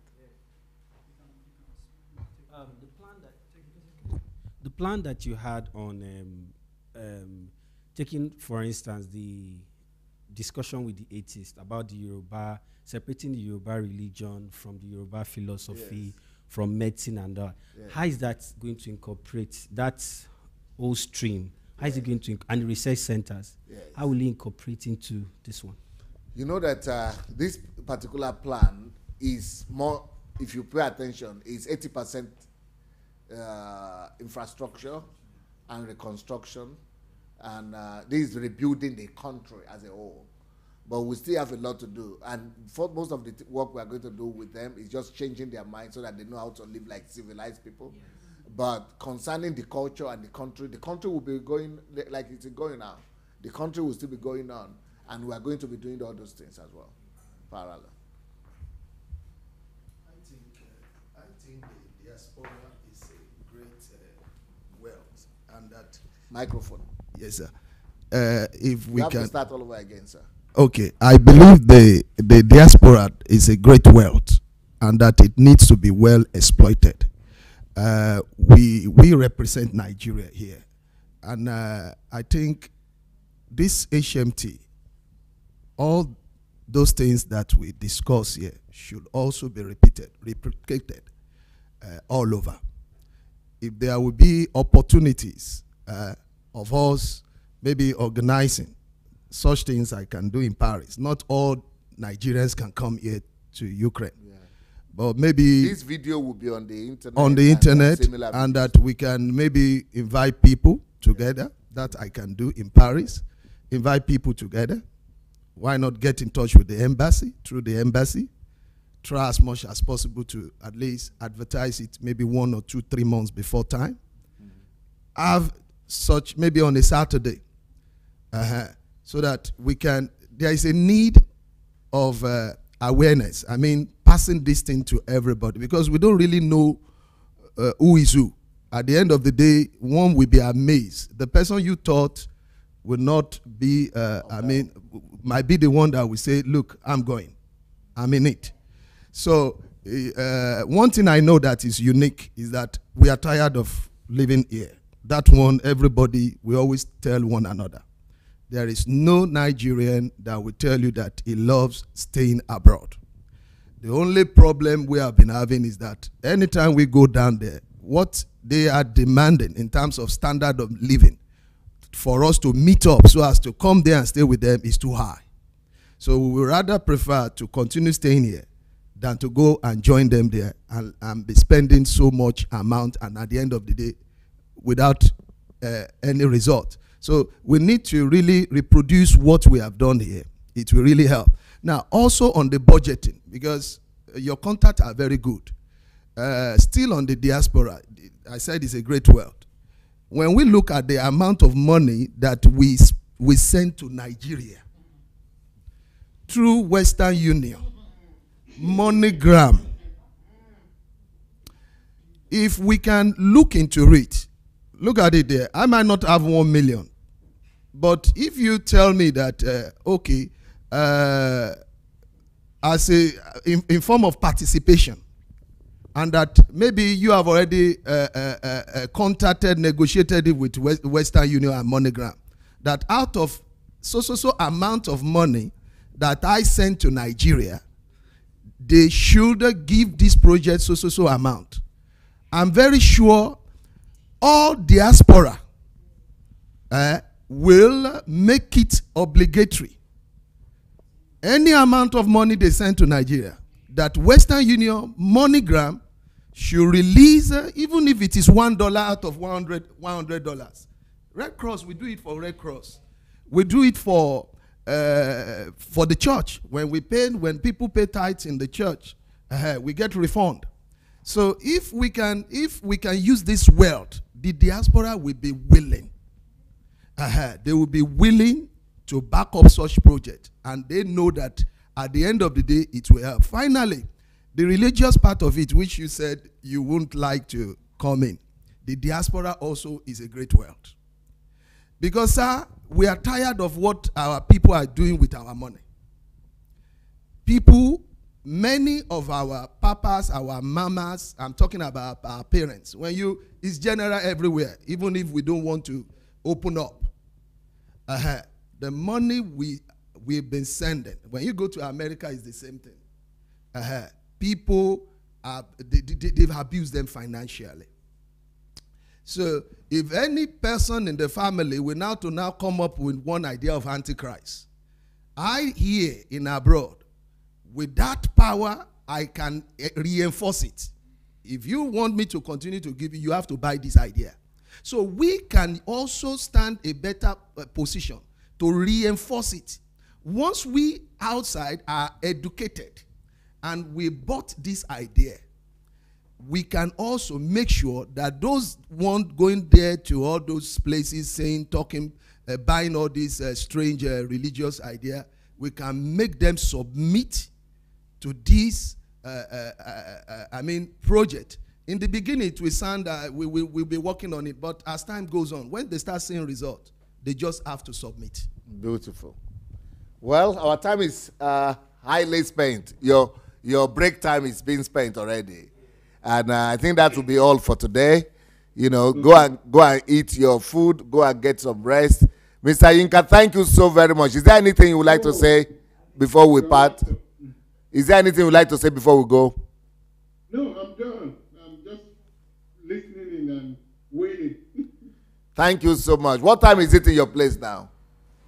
It's 8:46 a.m. So when did we start?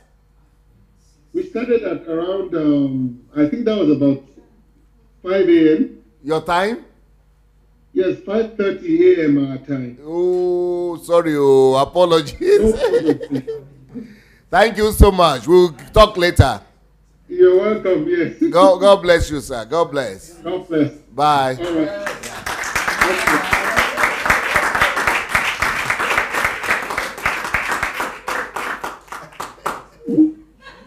Okay, that's all for now, guys. And I'm sure that everybody there, the Nigerians are writing comments and things, but we will not be able to go through that now. Maybe when we come back in the evening, we could talk more about it, if it be. And then concerning the evening, I would like to invite Success. Let him be available in the evening concerning the medical issues and the data, somebody said, collecting all the data and the disadvantage in that. And then I would like somebody to come and tell us the advantages that will be there in collecting the data in the evening, so that people will also see another dimension, the medical dimension of it, how this will bring universal health care, how we will introduce universal health care through this system. If you were interested, then, if you were interested in that, we could get him to come. If not, no problem. So, yeah, you go. Okay, thank you. Get some rest. Yes, thank you. Let's put our hands together for DSA.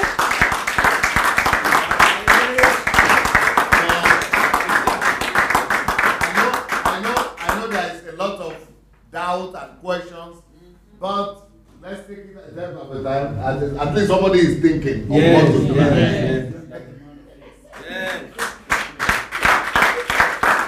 Okay, our friends on Facebook, thank you for being with us throughout the section. We'll be back in an hour, 10 minutes or so. So, see you. Bye-bye.